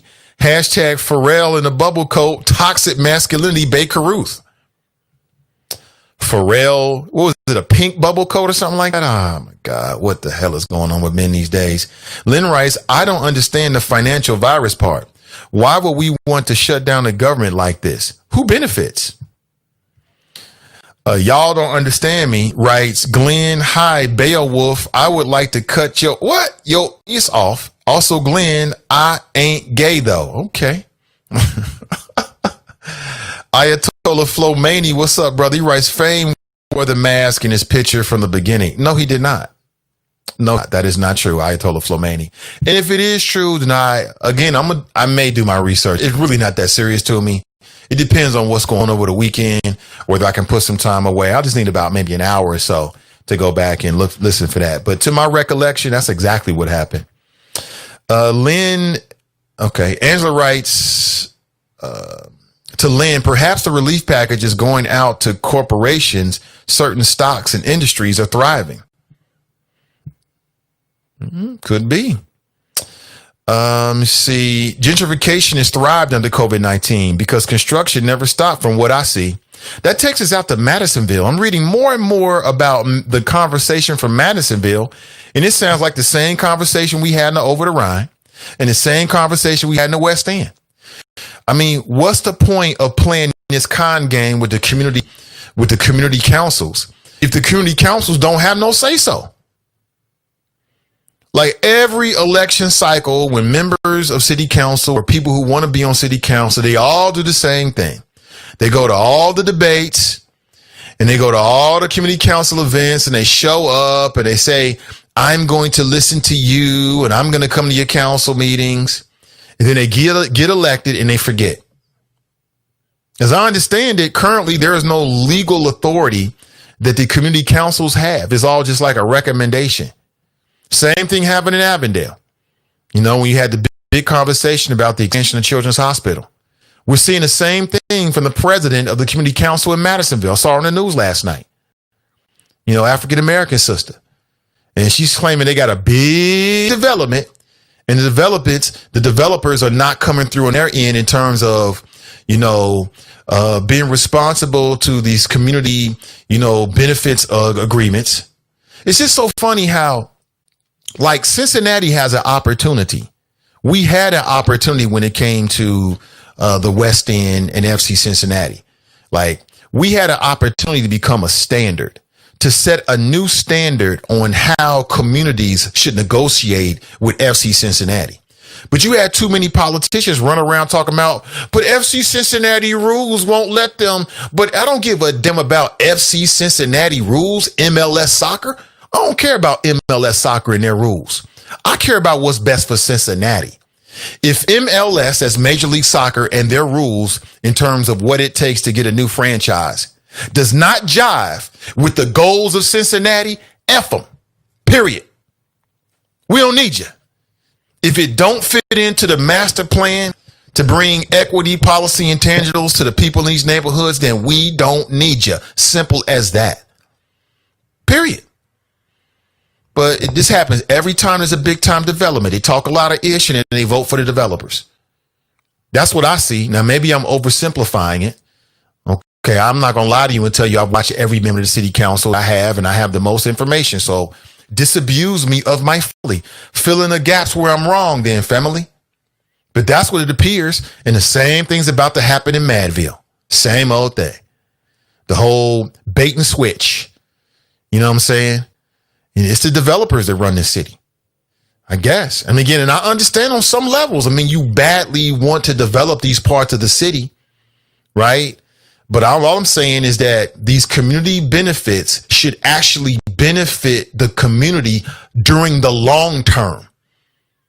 It shouldn't be these small amounts. It should be a long-term mutual benefit. So, for instance, in the West End, FC Cincinnati, they got the best of that deal.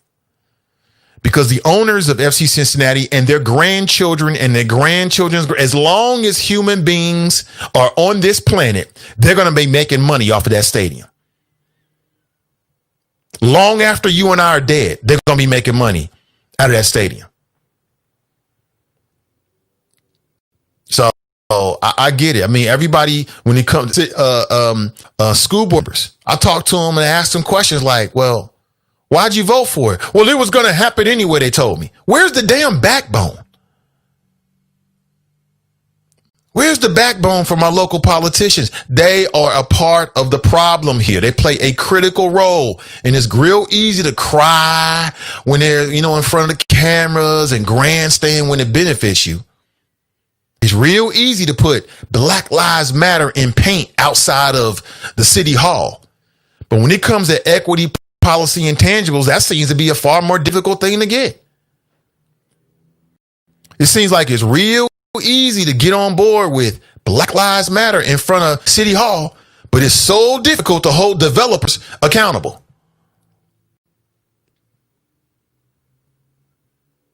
So difficult. Black Lives Matter. But when you get the assistant police chief to go to city council, law and public safety, and refer to black people as super predators, don't nobody say nothing. So do black lives really matter? I'm telling you, don't invest in symbols. When we interacting with politicians, it's about equity, policy, and tangibles. Keep the symbols. Keep all of that.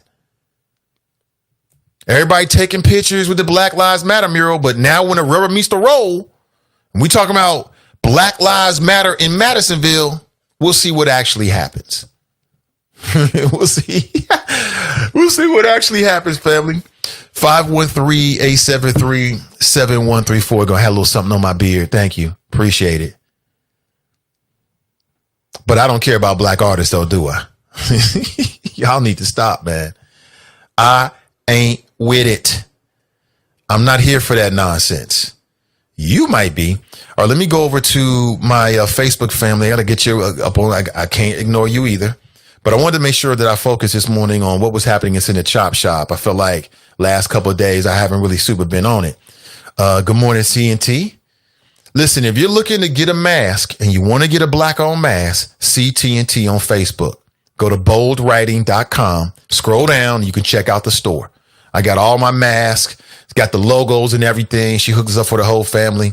Go to boldwriting.com this morning and get your tailor-made mask. If you're going to get a mask and you're a black person, it's got to be black-owned. You know that.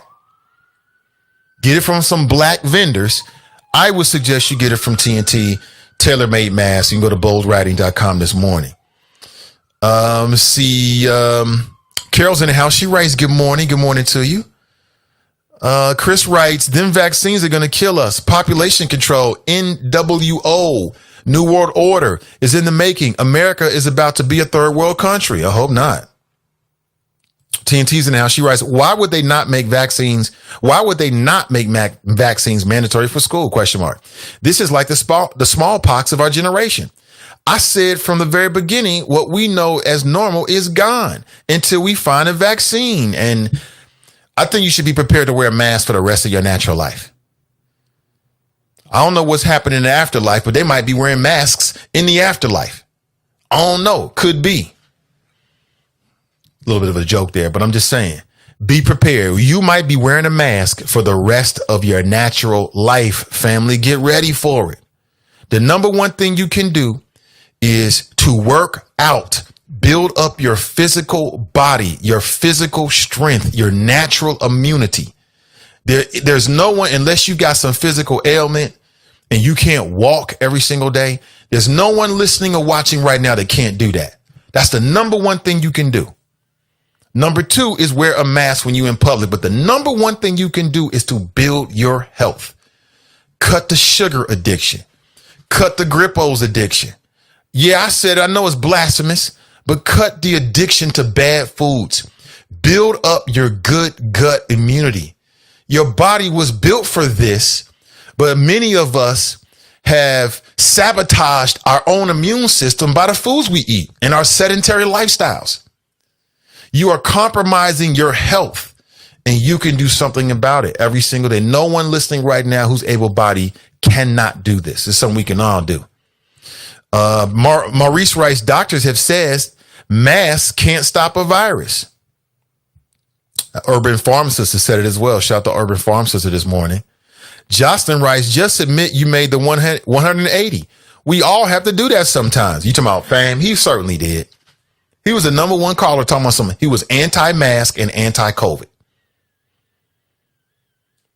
Talking about he ain't going to wear no mask at the store, make him wear it. I remember the conversations, but now he's gotten more information and he wants to change it and he don't want to admit it. It is what it is. Carol writes, yes, and the bus company said bus drivers don't have to wear a mask. The devil is a liar. I will wear a mask every day or I won't be a bus driver. Seems simple to me. Woody writes, my granny would say this to this fool, ninja, please. And she didn't say ninja. Child, please. Hit you with the Ocho Cinco, right? Dale writes, this guy sounds like a fool. Jesse writes, LOL. Rachel writes, ish. I done joined at the wrong time. Hashtag lame. It's never a wrong time to join the Nathan Ivey Show. But listen, let me go straight to the phones. I don't want to leave this brother on line too long. We got Kev on the cell. Hey, good morning, Kevin. Thank you for holding, brother. I really appreciate it. Hey, no problem, bro. No problem. Can you hear me well? I think I can, and if not, I'll boost you up a little bit to make sure the folks can hear you. All right, and I can speak a little louder too. Well, I'm not really that soft-spoken. Well, hold on. You actually sound all modulated and stuff like that. Not sure what's going on. Yeah, it sounds like you're calling me from like 1985 or something. I tell you what, hang up and call me right back. I'll put you straight on. Sometimes I'm good. Okay. I'm good. Is that better? That's 100% better. So here's the thing. First, man, so much happened. Boy, you miss a minute, you miss a lot. So much happened in the past, 3 minutes that I don't even know what to do, right? But I got to go back to drop because I always end up with this dude and his thing that he keeps doing. The whole idea that a person who is supporting the current administration would call in and say that he doesn't know why most of the Republican states in this country don't have write-in votes, knowing that there are multiple campaigns of suppression that are going on out there, is ridiculous. And, bruh, don't waste our time. By the way, I don't know if you heard this, but most African Americans say they're going to vote in person anyway. Because folks are committed to making sure that the dude that's in office currently gets his chance to be committed. This is, I don't know if he thinks like we don't listen every day, or maybe he thinks, maybe he's like the orange guy, and he thinks that he's really got it figured out, figured it out to where they're smarter than us, man. They're much brighter than us. They went to Wharton, after all. Can't get the grades, but they went to Wharton. A person who worked for the post office just called in and said the post office is basically inept, which means you're inept. You're basically saying that we didn't have the ability to do what we were supposed to do, which is, and I'm not stepping on no toes, or I hate to say it that way because, I'll say it. I got a lot of friends that are postal workers, and they're amazing people. Love them for real. But your job is to go to an address, look at the number that's on the address, and put mail in the box labeled with the number that is on the piece of paper in your hand. Or to pick up paper, take it to some location, and deliver it to some address. That's kind of it. So other than the logistics of actually delivering the mail, the post office has no dog in the fight. All they got to do is pick it up and drop it off. Now, why would they be unable to do that? That's what they do every day. What do you think, Nate? Yeah, I mean, I don't get it. I don't understand. It's all a plot to restrict the movements and the mobility of non-rich people and to have more control. The GOP wants, they probably got a donor that wants to privatize and capitalize off of doing the work of the post office. That's all it comes down to. And I'm like you. Explain to me how voting by mail will be any more as dangerous as it is in voting in person. I don't get it. You count it or you don't count it. It comes in before the deadline or it doesn't come in before the deadline. And that's it. You're going to have human error and human involvement in anything that humans are involved in. That's how it works. It's all doom and gloom because the president, Donald Trump, is looking for excuses other than the fact that he's just unpopular and people don't want his ass to be president anymore if he loses in November. That's all it is. It's like dealing with a child that's trying to set up an excuse because they can see the writing on the wall for something that's going to happen in the near future. It's real simple. Nate, what's our motto, man? Winners focus on winning And losers, in this case, apparently are focusing on losing. Right, Because right. a person that knows they're going to win would be like, hey, man, let them vote by mail. They could vote by computer. They could text the vote. I don't care because I know I'm the person that's going to be the victor in the end. I don't know if you heard this, but he actually conceded possible defeat the other day or yesterday. Right. Said, you did hear that. I was like, oh, okay. Yeah, he's been saying now it for. The tide is turning. He said it or implied it a couple times over the last 3 weeks, I believe. Yeah, but it was never as clear as, well, if they, I'm against them taking a knee, and if that means that I lose the election, well, so be it. I'm okay with that. That is not something. That is not something that the winners would say, man. Right. That's like how can you be a winner and you're okay with losing? That's seeing the writing on the wall and making excuses. That's what that is. We're going to win so much. We're going to win so much. We're going to be tired of winning. You're going to lose so badly. You're going to be sick of everybody.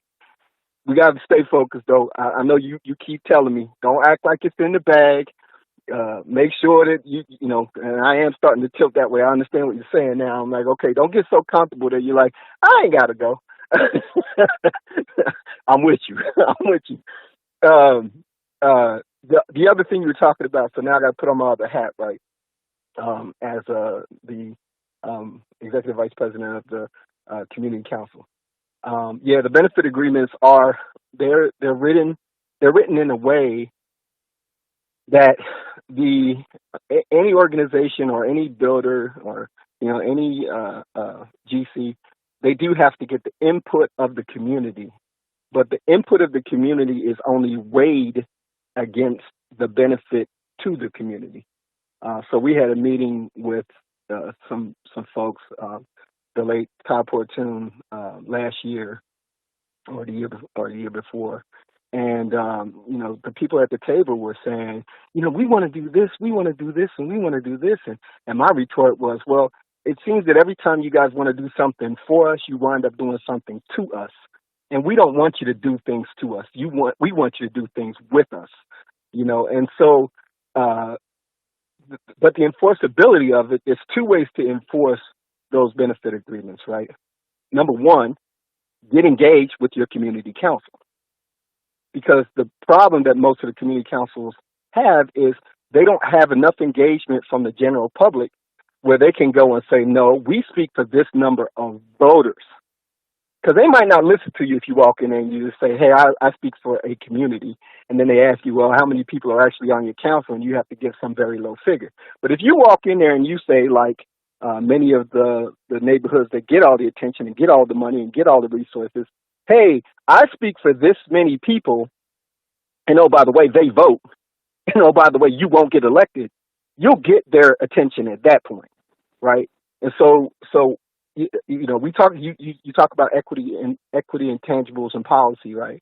Equity, policy, and intangibles, and the way that we affect change, the greatest way that we affect change is we go out and we say, hey, look, this is our community, and so these are the things that we want.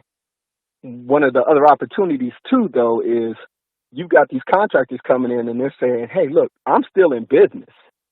So my goal is to make money. This is America, and we are a capitalist system, and my goal in the end is to make money. Now, if it can mutually benefit you and me at the same time, I'm all for that. But if you're just talking about me benefiting you and not getting a benefit, then no, I'm not even at the table. And then you don't have anybody to do any of the work that you're asking to be done. And you don't have any change, and you don't get any positivity. So striking the balance is really difficult. And again, more engagement. If you're not going to your council meetings, if you're not reaching out to your community council president and saying, hey, look, I'm behind you 100%. And when you speak for me as well. And you really can't be mad about your outcomes. I spoke with the president of the Madisonville Council, and we were talking about all of these things, and I'm like, man, there's some great movement going on here. And she's like, yeah, but some of this stuff is hard, and there are some decisions being made. There are property owners that are selling their properties, and then after they sell the property, they're like, oh, they're regentrifying the neighborhood. Well, it's a common marketplace, and you can sell your house if you want to. You can't be mad after you sell it that they build some, mega complex and move in people that make 100 times more than the people that already live in the neighborhood. So we just have to be cognizant of all of that and make sure that we keep our hats on, our eyes open, and that we're at the table. And if you're not at the table, there's no point yelling from the background. Ain't nobody hearing you, right? So, that's my soapbox. I'm going to jump off now. Kev, thanks for the call, man. Have a great day. I appreciate you, bro. Be blessed. You know to everyone. Show up. Let's make some change. New administration this time. I appreciate it. Have a good one, bro. The brother's consistent, man. He right. What they say, if you're not at the table, you're on the menu. Yeah, we've been on the menu for a long time, family. Hey, listen, I really appreciate you being here. I really do. It's after 10:15. I got to make a move. A lot of things going on. I got a lot of things that I'm working on at this particular time that includes Sin Digital Media and things beyond as well. So I need to take advantage of each and every moment, each and every day. I'll be back with you tomorrow morning at 8 a.m. Also, you can check out the Is It Just Me podcast on Friday at 12:30 p.m. Sin Digital Media. If you are a Black creative person, if you're a creative person that lives in the greater Cincinnati area, if you think about doing digital media and live stream, join the network, join the movement. I appreciate you in advance. I want you to have an excellent rest of your day. And again, support our sponsors, the folks that support me. If you want to support me, then support the folks that are supporting me. Viva La Chapas. Viva my patrons. Thank you for another month of your support. I appreciate it. And thank you to folks that sent donations. I appreciate you. And keep your eyes on the Nathan Ivey Show page for another, it'll be the Mystery History Part 2. I promise this will be a little bit more difficult. A lot of folks said that the first game was a little bit easy. We'll see. We'll see. If you want to play, all you have to do is to go to my Facebook page, the official Facebook page for this show, The Nathan Ivey Show. You can find it on Facebook, The Nathan Ivey Show, and play Mystery History. Listen to the audio clip and tell me who the person is, and then share that particular post. And you must do it from The Nathan Ivey Show. I know it'll be shared at a lot of different places, but I want you to go to my Facebook page, The Nathan Ivey Show, like and share it, and give the correct answer. I'm looking for the first 30 correct answers. There's a winner every single week, and perhaps you can win $25. Let me take care of your lunch at least for a day or so. Again, have an excellent rest of your day. I'll be back and hopefully better than ever tomorrow morning, bright and early at 8 a.m. Remember our motto, family. Winners focus on winning. Losers focus on winners. So stay focused and stay winning, and we'll talk real soon. I'm out.